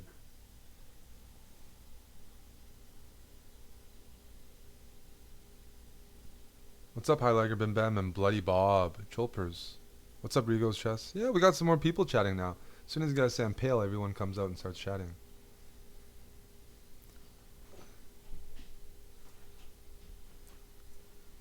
The bishops are going to get better as the game goes on. At some point, h4, h5. This king is looking very safe because white lacks a dark squared bishop. You know, you're going to have a hard time really putting any pressure on this king on b8. Bishop d7. Let's see. I mean, this is a move that it's a concession because now I put my bishop on e5 and it's just a target. It's just a target. Bishop e5 is a great square to use though. And I'm starting to really like what Bassem is doing. Patient, calm, well-timed chess. Not overly ambitious yet. Playing at a good pace. And slowly the bishops are taking over. I mean, now this knight is loose. I mean, now I'm starting to play rook c4, rook c8. And I could still consider this at some point just to soften things up a little bit, but we'll see.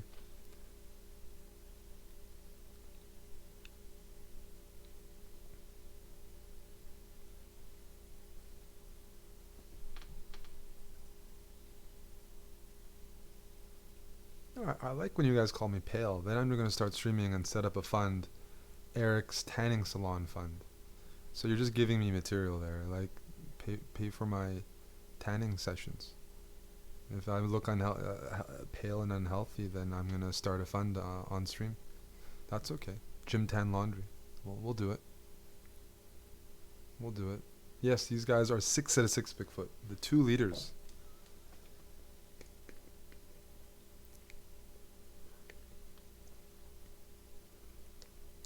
D6 is definitely going for it because I think White was saying like you're making way too much progress as black.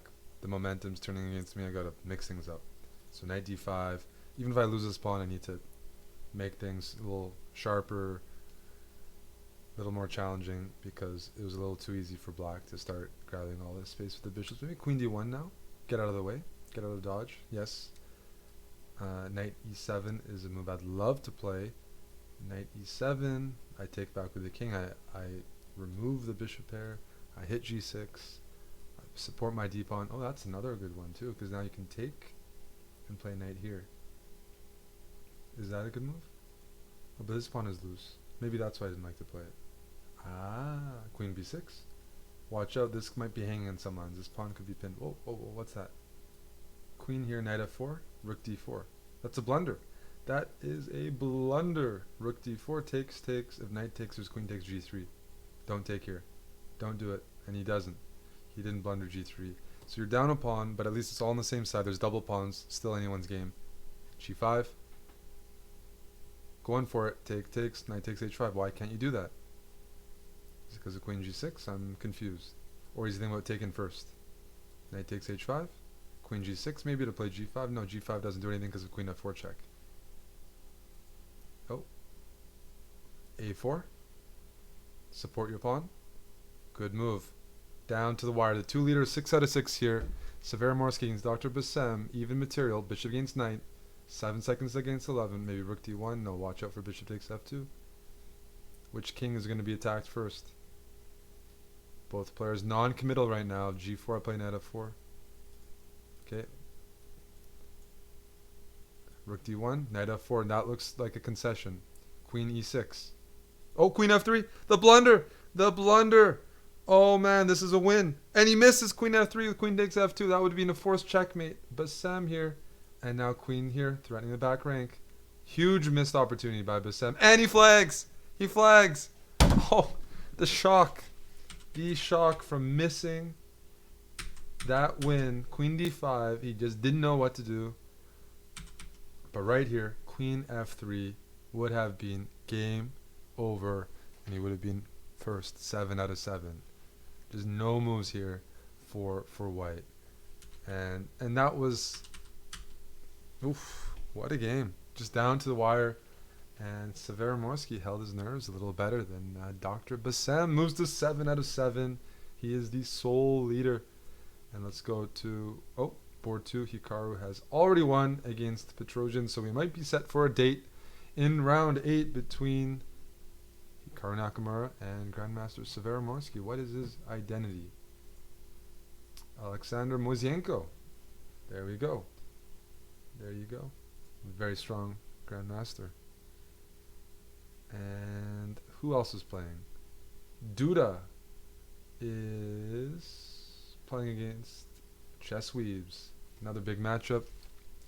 Should be a draw though. Although, actually, with the pawn on the board, that removes stalemating possibilities. So white is going to try to play for the win here. Try to corner the king and set up something.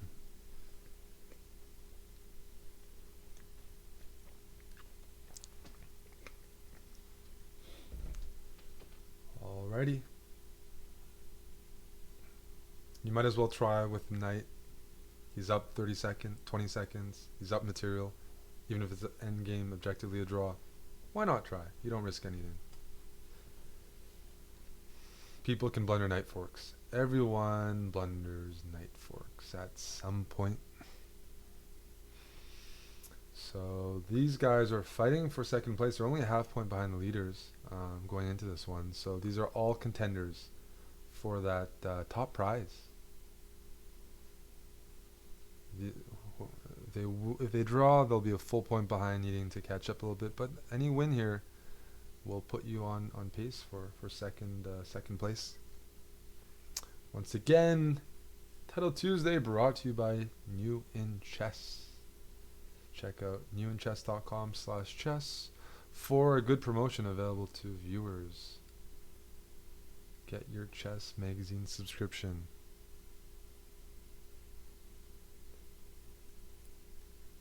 Knight d5.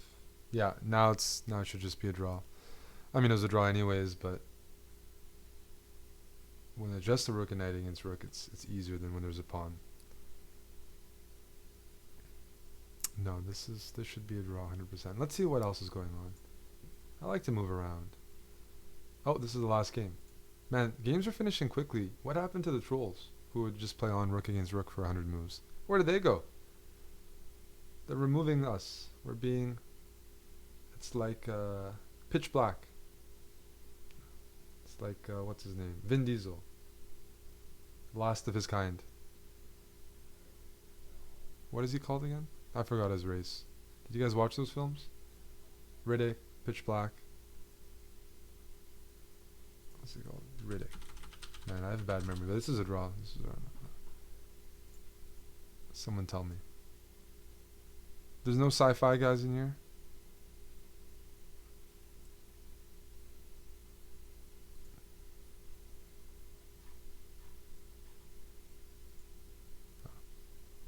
Disappointing. No, we're just watching this. This is going to be a draw. You just keep checking. You can never really push the king too far.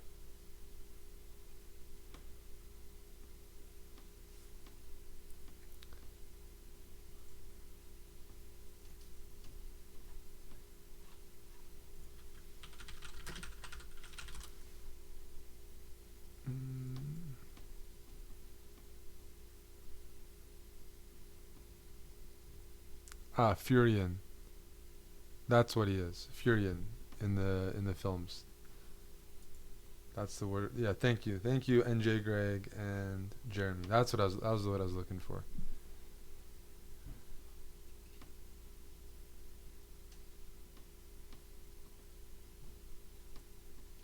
I would have agreed to a draw, but I'm lazy.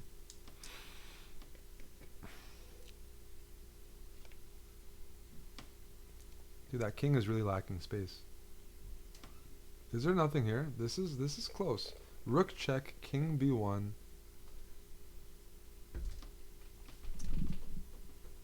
rook check, king b1, knight d2 check, king b2, and I don't see it, chief. Close. This is why this is so drawn. I mean, you've done everything right, and you're just not winning. It looked dangerous though. It looks very dangerous, unless I'm missing something. Maybe there's a. Okay, never mind. Never mind. Oh. Careful.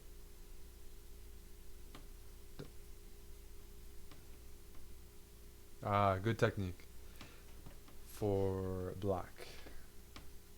King, yes.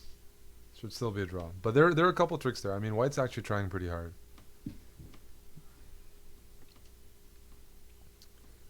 The time control is 3-2, so yeah. I mean, if it wasn't 3-2, then the knight and rook would probably win. But that was the final one. And are you guys ready? By the way, the standings after 7. In first place, Severmorsky, 707. In second, Hikaru and Mouse. And then you got a lot of people on 6 out of 7. But eyes are on board 1 between Hikaru playing tournament leader Severmorsky with the white pieces. So is he going to be the one to take him out? We shall see.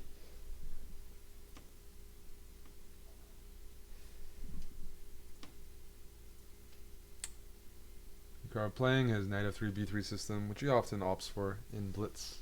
Easy to play. He knows it really well. He handles this. He just. It's one of his systems. It's one of his systems. Oh, you can't see the board. Do I have the standings up? My bad. That was my first blunder. My bad. You just got to hear my voice. You didn't miss anything yet. This is what you missed.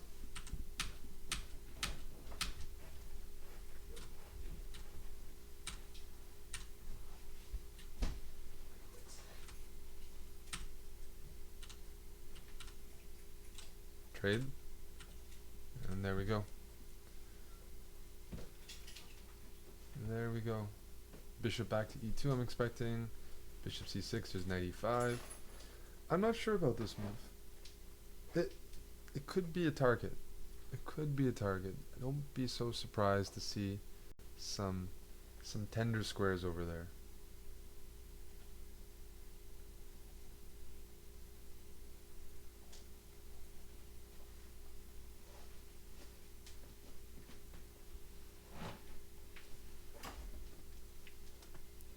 Knight e5, bishop f3.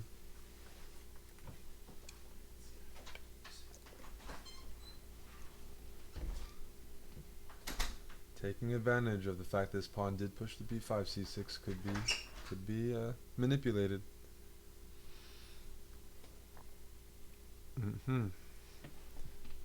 What's the board 2 situation?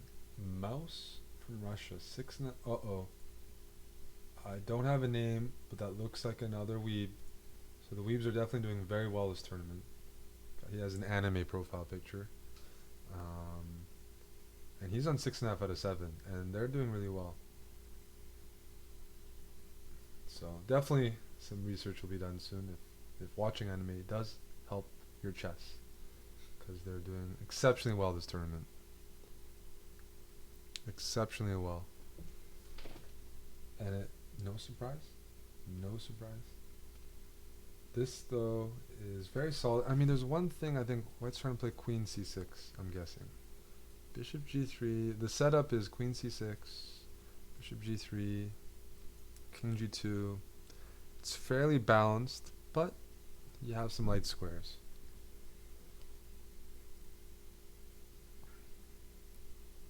No, nothing has been decided. It's still a very close tournament, especially when you have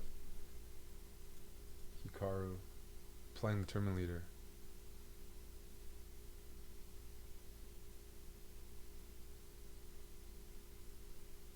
Yeah, this is too solid. Let's go to Hikaru. Oh.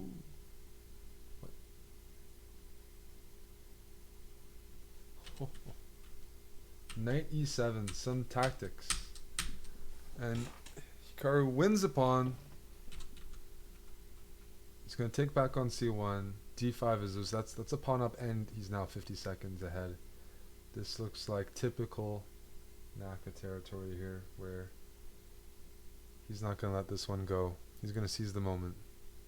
But if he wins, it opens up the tournament. Queen takes D5, rook D8, queen C6, or queen F3. Either or. I'd probably play queen F3. No, I take that back. Queen C6. Just don't blunder your back rank. Ah, see? He listened to me. Rook D6. Low disk space. Ooh. Got a pop up there.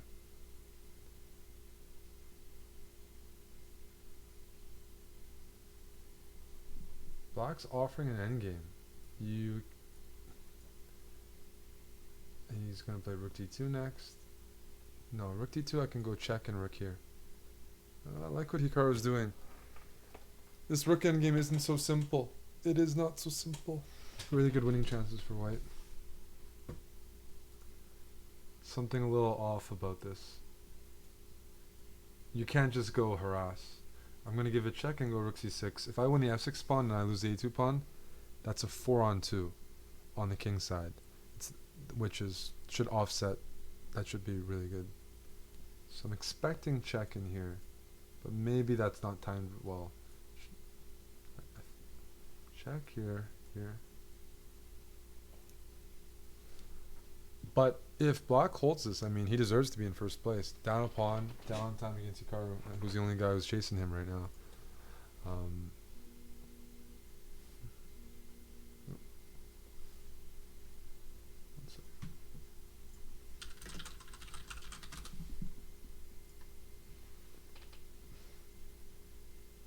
King g5 was the move that I was trying to evaluate, because I don't want to give up this pawn.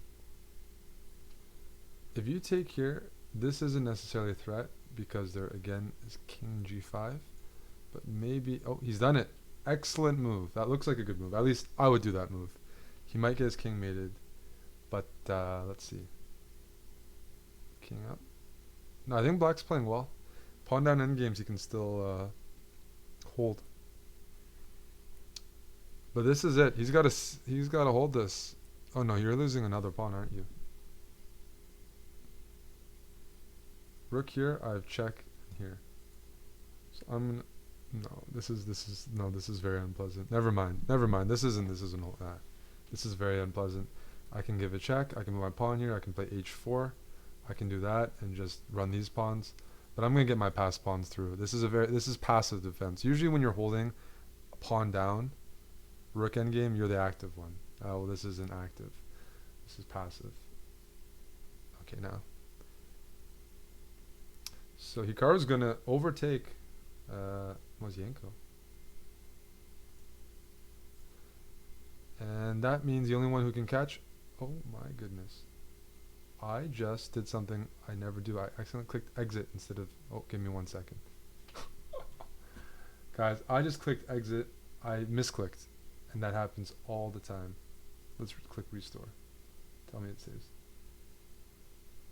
Holy smokes. Oh, give me a second here. How did that happen? I tried to rip. Now people know why I lose to, like, I mouse up a lot. It's trying to open up. Give me a second. I'll get it back. Hikaru's gonna win that game. We'll survive. Okay, so now what are we gonna do? Live board. There we go. Okay. I have some breaking news. Mouse also won, so him and Hikaru were in joint first with 7.5 out of 8. And that's very impressive, honestly. He's an FM playing against very strong GMs. He actually did what I said he should do. So, interesting. This is just a very pleasant position, man. Some very principled chess. Very impressive. I mean, it's the year of the weebs. Wow. This is really impressive. He just... You're down 2 pawns, but completely winning. Is that what happened? Yeah, you are. The knight's hanging... Yeah, okay. That's a nice double attack. 7.5 out of 8.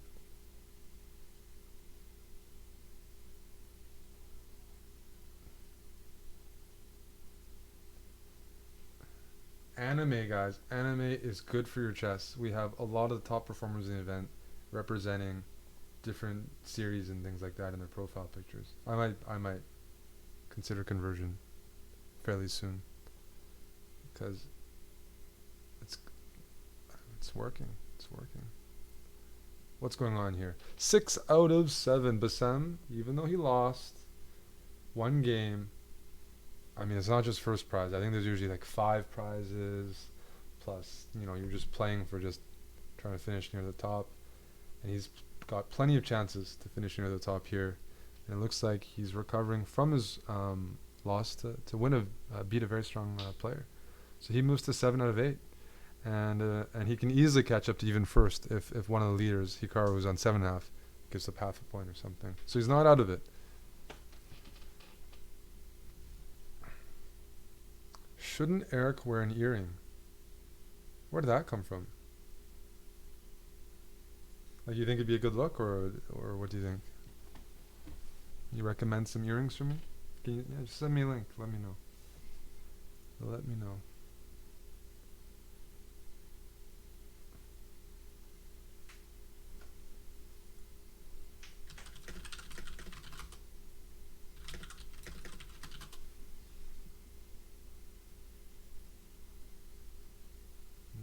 You guys want me to get earrings so you can laugh at me. I'm not that naive.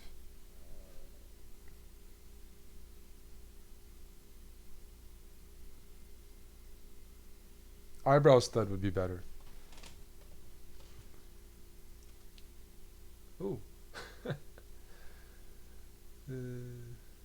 Black's offering a draw here. Yes. That is a draw.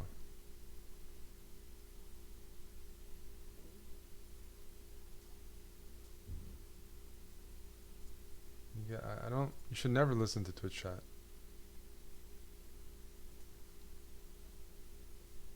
Who's still playing?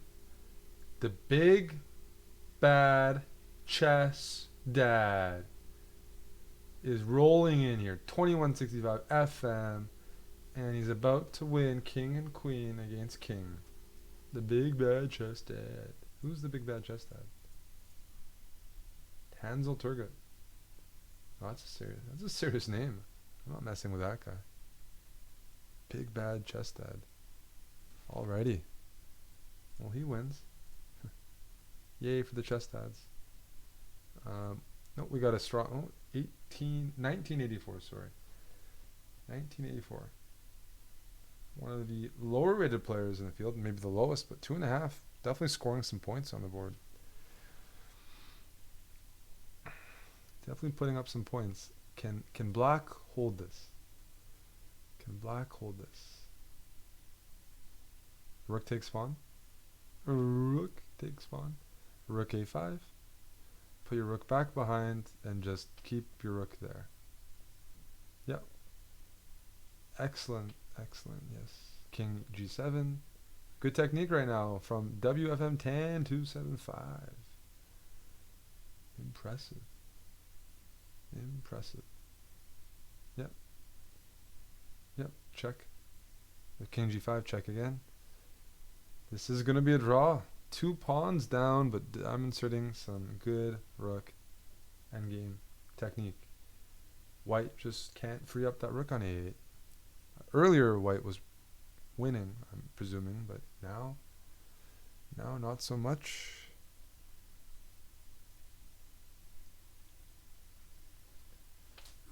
Now not so much.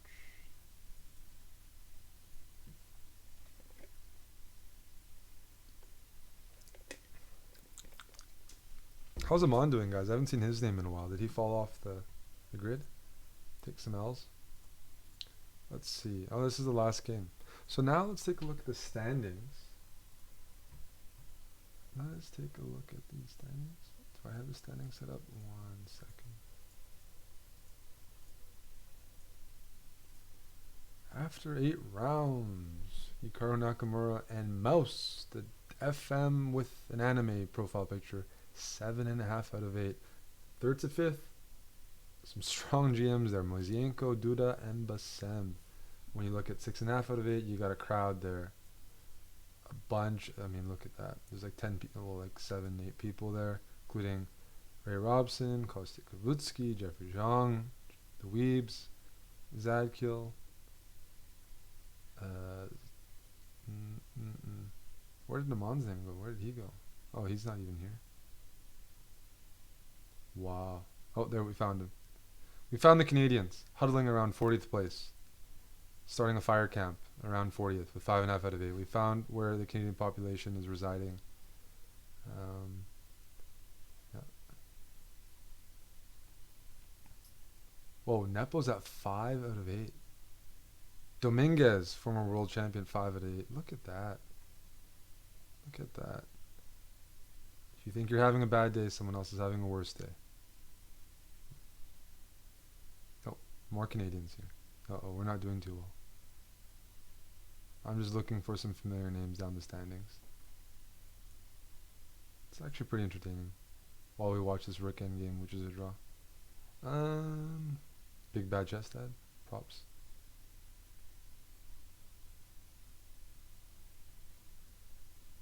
Simon Williams, 4 out of 8. He's swinging, hitting some, missing some. All right, that's probably enough. There's so many people, Just like it's a congregation. Oh, another Canadian, P&E Paul, 1800 rated, and he's 3.5 out of 8. It's better than a lot of like GMs probably. 1843, innocent Canadian, scoring some wins. Alrighty. Oof. Alrighty.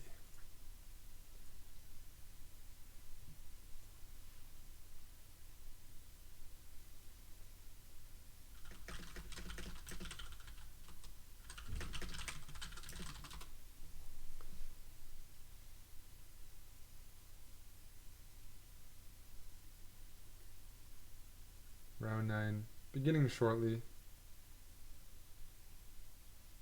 Alright, we are going to first run a quick ad, and then we will continue with round 9.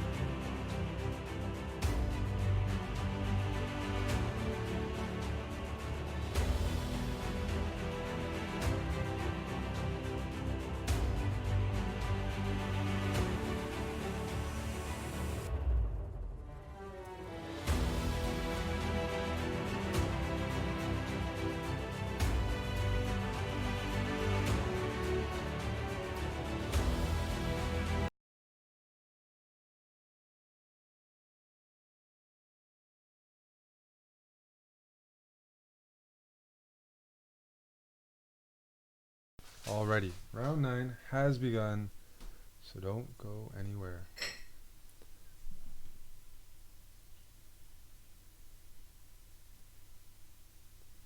Hikaru is playing an anonymous FIDE master who's having the tournament of his life.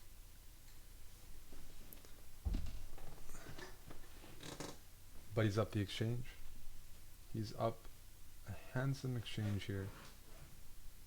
So things look pretty promising. Knight there. Is he gonna double? Okay, black's gonna say I'm gonna get my knight to d4 and get a bit of counterplay. plausible. How did Naka win exchange? Good question. Good question from the crowd.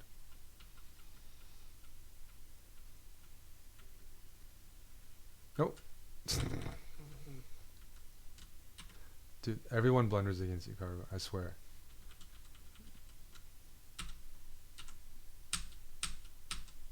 Oops, there goes your exchange. Your rook is trapped. That wasn't hard.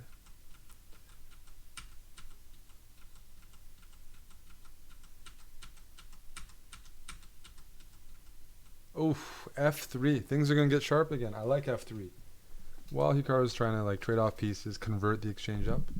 F3, it's a move. High risk. Not really high risk, but some risk, but a lot of reward. A lot of reward. Do you take on B5 now? Knight e2. But knight e2, just rook takes F3. No, you're not trying to win material back. Okay, what's black doing? Why didn't you take... Hey, buddy. Why didn't you take here? That's my question. Okay, my question's over, but I would have just taken that pawn. Oh, never mind. No, then black, never mind. Take that back. That didn't work, because he could take back on b5. Knight takes b5. What am I missing? What am I missing? Knight takes b5. Isn't that an automatic move?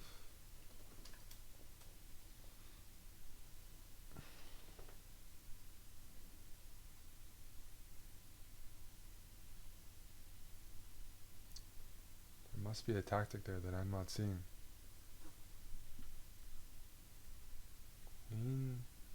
Or this is just a good move. You want to win the b7 pawn, maybe push this guy through. That makes a lot of sense. Another idea that he might have is to take here and to play e5, e6, sacrificing him back, maybe winning f3, maybe getting this e-pawn down the board, but Hikaru is still doing very well here. An exchange up is an exchange up. And if he wins this, he'll be in clear first. There are only two players in first right now. Two players in front of your screen. 7.5 out of 8, which is a really good score. It's a very strong tournament, even for Hikaru. 7.5 out of 8. He's been beating some good players, and he's maintaining his very, very high and impressive blitz rating. Board 2, we got the two guys on 7 out of 8. Duda, the great Polish hope, against Severomorski.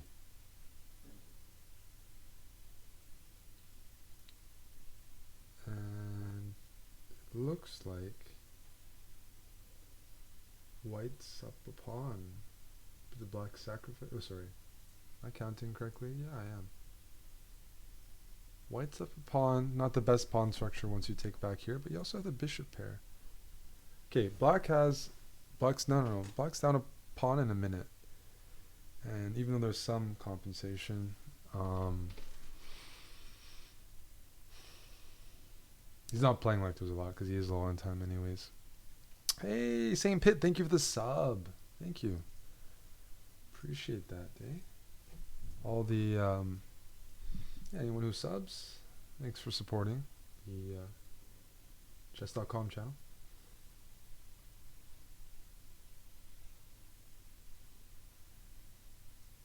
So he's trying to grovel. You can take, and you're up a pawn with the bishop pair, but at least it's not an outside pass pawn. So that's his argument. Because rook a1 you don't want to play. e4 you're not a big fan of. Because he can just play rook. Well, maybe actually. Maybe a4 was a good move. Because I could take and play bishop e5. Anyways, he's still playing well. What happened here? Oh, knight e5 was his idea. Knight takes c5. Saying the d2 piece is hanging. Bishop c4, knight d3, bishop a7. This is very active for black.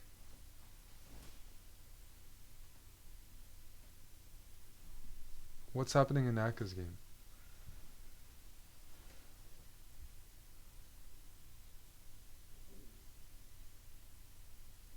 And Hikaru has won the game.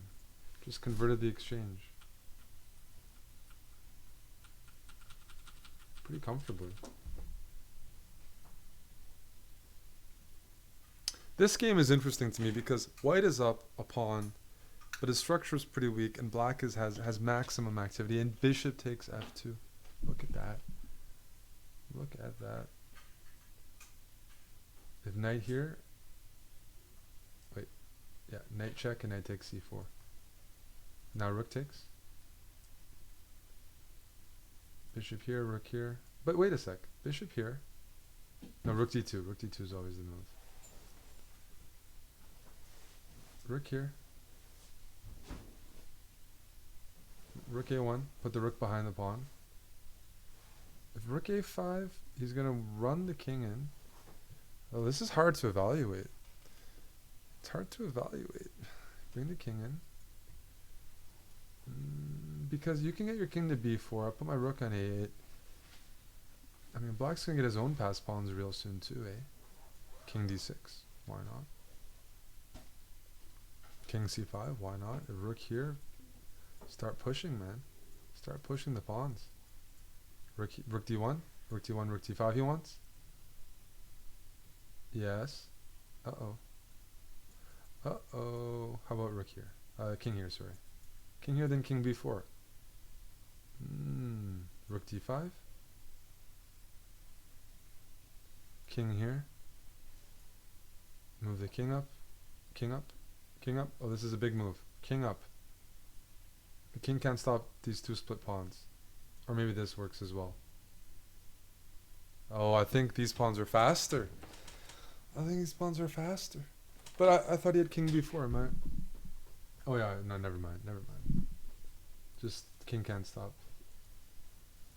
Wait, what am I talking about? What am I talking about? Did he mess this up? I think he did mess it up.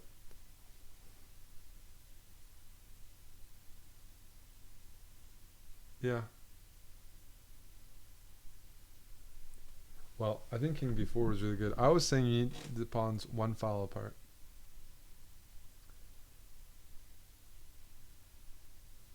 An extra file apart. I'll show what I meant by that. I think he missed a chance. I might be wrong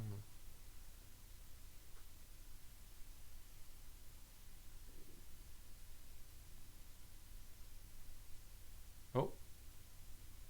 A6. Progress.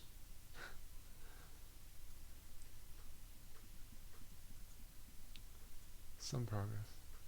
Small progress. Should be a draw, and that only helps Hikaru, who's in first place with 8.5 out of 9. And it also allows other people to catch up. So, as it stands right now,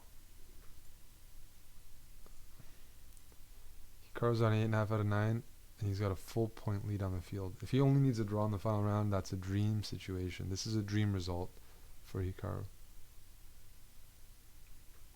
Check this game. Indian lad against Kleinbier. King here.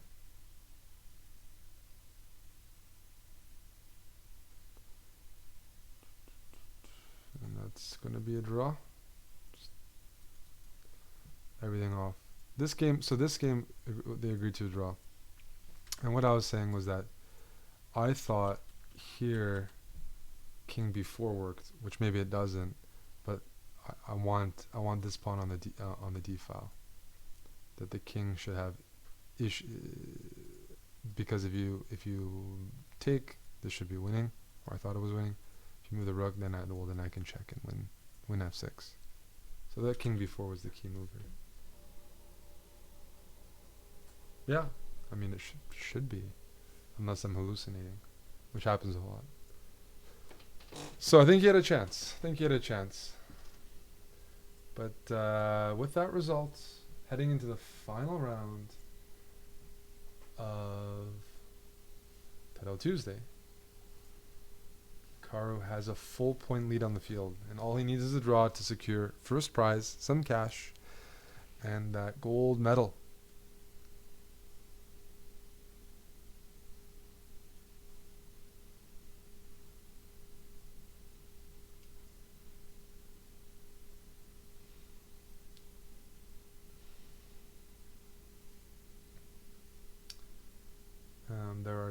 bunch of guys with 7.5, and they're fighting for second, third, fourth, fifth. First is all about Hikaru right now. And this game's a draw. We're heading into the final round of Title Tuesday.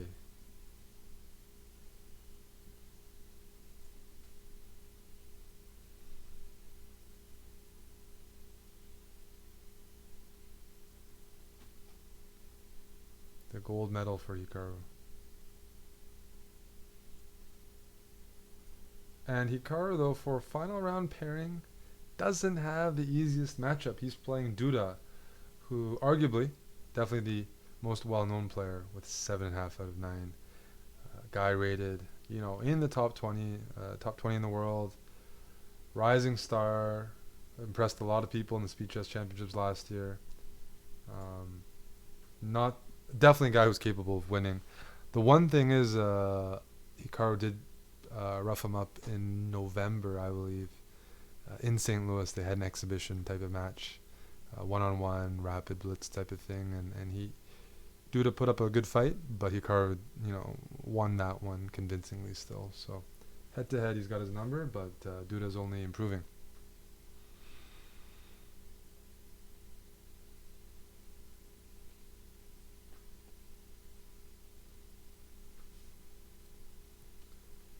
Playing a topical Joko piano.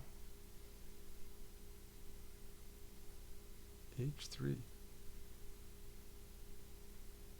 So Duda, if anyone, everyone with 7.5, there are like 7 guys with 7.5. They got to be offering some incentives to Duda. A draw is not good. They need to be paying Duda out to beat Naka, putting some incentives, buying margaritas, anything and everything, because the only guy who can stop Hikaru is Duda. Hikaru's in control of his own destiny here. A full point lead on the field. Probably has the best tiebreaks because he has been fairly... he hasn't lost a game, so he hasn't had easy pairings. He's guaranteed at least a share first, but you don't want to share it. You want it. Hikaru's a greedy guy. He doesn't want to share it with the rest of us. He wants first. All he needs is a draw. But Duda's, down a pawn. Playing for compensation. It wasn't. And Hikaru's saying, I don't think you have compensation here, buddy. I'm up 30 seconds. I play F5. My king looks a little open, but maybe it goes here. Maybe it goes there. I don't know. Double-edged. I think there's compensation, but Hikaru is a very, very strong defender, especially like an active defender. He'll challenge you even when his king is open. If the best move means making his king even more vulnerable, he'll do it. If it's the best move, he's not blocked by any like perceptions or things like that. He's just like very concrete in that sense. Very good. Yeah, they played this in the St. Louis match, I think, and Hikaru held his own. Duda, it's his job to find compensation here. I mean, you're really in a critical moment right now because F4 you don't want to allow. Then your bishop is completely removed from the game. But if you take here, he just takes and develops a tempo. And okay, you're gonna get a check-in, but we're not. This isn't 3 check. You get 1 check-in. Oh no! This does not. I mean, this does not look good. Because even if you win the pawn back, these positions are gonna be bad in the long run with this bishop on H2. Hikaru doesn't need to convert this pawn now. He can even give it back in some positions and just be like, hey, I'm gonna give back the pawn. We're just gonna play a middle game. Maybe he can try to give back the pawn while trading queens, let's say. And you're just playing with a bishop on H2. That's just like this. D5. Exactly. If you don't take, I play C6 and I'm just up a pawn. If you take, you're playing a middle game. Even material, but you're lacking a bishop. And you need to win. It's not just the draws, okay. All he needs is a draw himself. This is a really, really strong practical game by Nakamura so far. Very, very impressive. I think this is giving no chance at all for Duda to mix things up. He's probably going to reroute this knight to E6, centralize that, improve his rooks. But this looks very, very, very promising. And I wouldn't even be surprised to see just a comfortable win, and he's going to move to 9.5 out of 10. This is a huge problem piece. I mean, yes, you will play G3 at some point, or you simply have to, but knight here is going to just defend that pawn on F4 comfortably. Just exceptional handling of this just the tournament situation, I'd say. It's one thing to just play the position well, but when there's things at stake and things like that, like first place and other emotions, you know, he doesn't seem phased at all. He's just playing his game, and it feels like the pressure is on Duda, even though usually the guy in first place is under pressure or the top seed. It definitely feels like White has some sort of pressure right now to do something with his position, and well, it didn't. I mean, from the opening, it clearly backfired, and Nakamura's comfortably winning now. Knight e2 check is going to win the game if you take on e4. If you don't take, though, I'm threatening it. Then I'm really threatening to take, and this bishop is a goner forever. This is already game over. A crushing win for Hikaru. Just crushing. Start to finish. Black's pieces are better. Time is better. More pawns than the queens. Just everything. I mean, Duda's an exceptionally good attacking player, aggressive player, and this is opposite of what he was hoping for. Final round, trying to score one with White.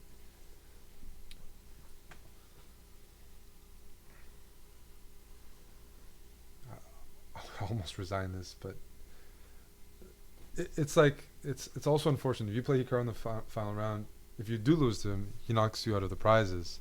Whereas if Duda was playing anyone else, oh man, okay, you're just down a piece. You're just simply down a piece for the rest of the game. Piece odds, minute and a half plus piece odds. Minute and a half plus piece odds. Because if you don't play Hikaru, then you have a good chance of drawing or winning and finishing second or third or something like that. Playing Hikaru, you can save the rest of the field, but there's also a high chance you go down. Yeah, this is a dead bishop. Trades are good, everything wins. Plus you're down a pawn. Yeah, just a very, very dominant win by Nakamura. Continuing to show why he's, top-rated player on Chess.com. And the winner of the Speed Chess Championships.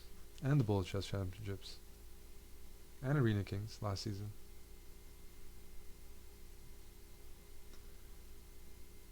They say, they're somewhere, somehow, someone is manipulating genes or DNA we got to find someone to take down Hikaru, so that the rest of us have a chance. There needs to be a lab somewhere dedicated to figuring out how to beat Naka. Besides Magnus. But for the rest of us, we're not Magnus, so it's a little hard. Hello, Tommy Shelby. How are you? This is live. This bishop on g1 is not live, but the rest of the board is. Eric, I saw you blunder a rook yesterday. I wasn't the only rook I blundered yesterday. Definitely, yes, if you were watching the Chessbrah channel, you certainly saw a rook disappear. I mean, I'm actually impressed that Duda's playing on, because this is very demoralizing. You're down 2 minutes, like the guy's dunking on you.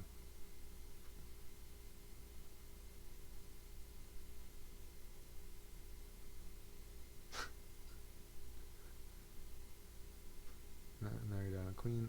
Oof. And there you have it. Hikaru Nakamura wins round 10. 9.5 out of 10. Clear first in the tournament, a full point up. And this is the battle for second place right now. Just the battle for second place. Let's take a look at a couple of games. Who's playing? Who has a lot of points? Well, let's watch Aman for a quick second. Can Aman win up 3 pawns? And he does. Yeah, that's a good one. He beat Maxim Matlakov, Russian Super Grandmaster. That's not bad.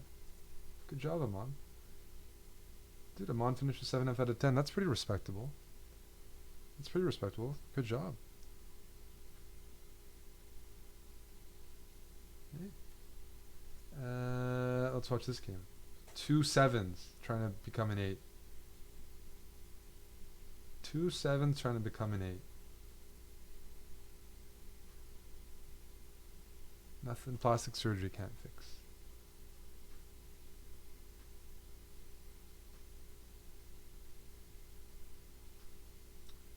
How do you stop these pawns?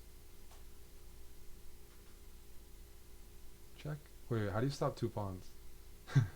This is a funny position. If king here, he's gonna go e5, so that he can stop this pawn like that.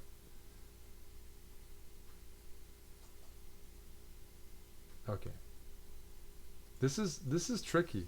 What the heck is this position? Wait a sec. The pawns are queening. Dude, the pawns made it. The pawns made it. What? That must be so frustrating.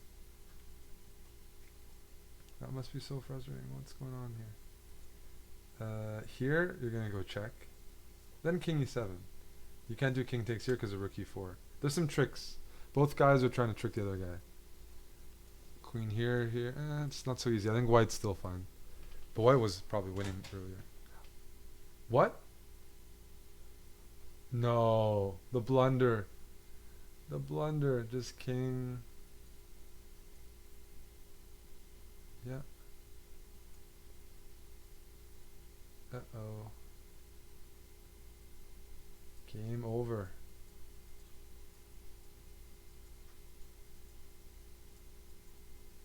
Yeah. Yep.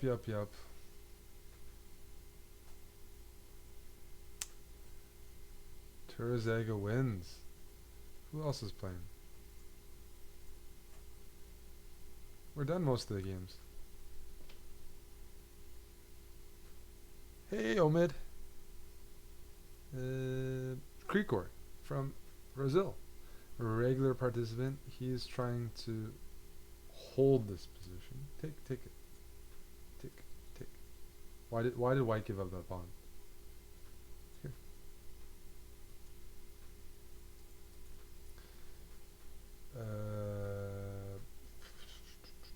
Well, this is just a draw. What can I say? It's should be a draw. I'll take that back. 5 seconds, anything can happen, but the bishop is protected. You got the pawns. Life is good. Really, this is just last few games going on because tournament really is over. You know what happened? Hikaru won.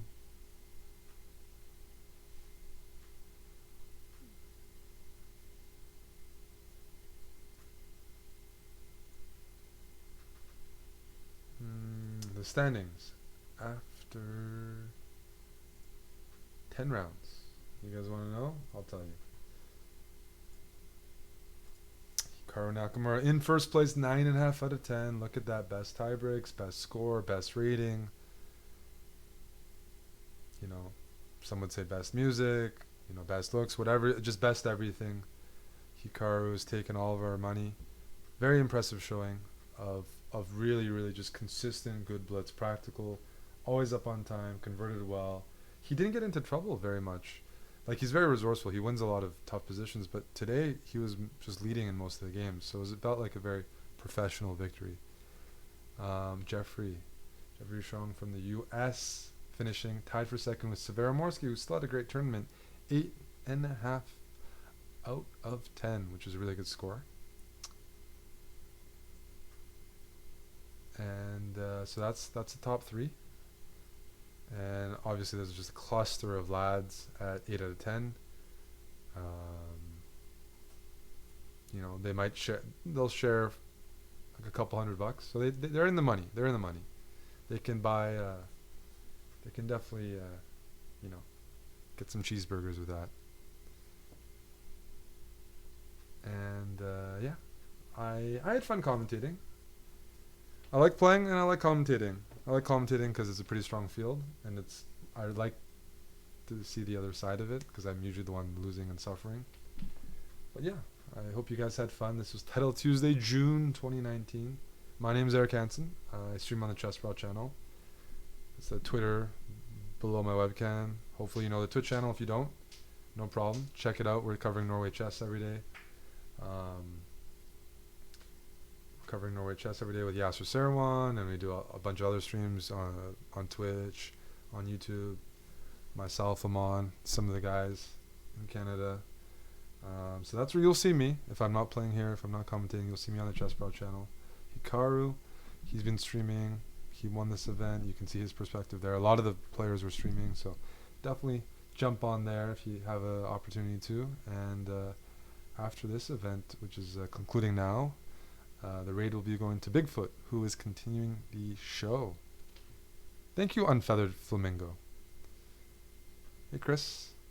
So that's where you'll see me, but I had a good time. We'll be back with Title Tuesday next month in July. However, in between then, you saw some of the advertisements earlier. First of all, Junior Speed Chess Championship, Women's Speed Chess Championship, Summer Pro Chess League, Sub Saturday, Arena Kings. And again, the final thing is this Title Tuesday was brought to you by New in Chess, a magazine that you can get access to with a special promotion at Chess.com/chess, offered exclusively to all the viewers here. They're sponsoring Title Tuesday, and this is a really good chess magazine. That's all I just articles, annotations, just you're getting into chess, you're looking to supplement that. New in Chess, something to consider. All right, guys, I am off for now. I'll see you around soon. Have a good rest of your Tuesday, wherever you are in the world.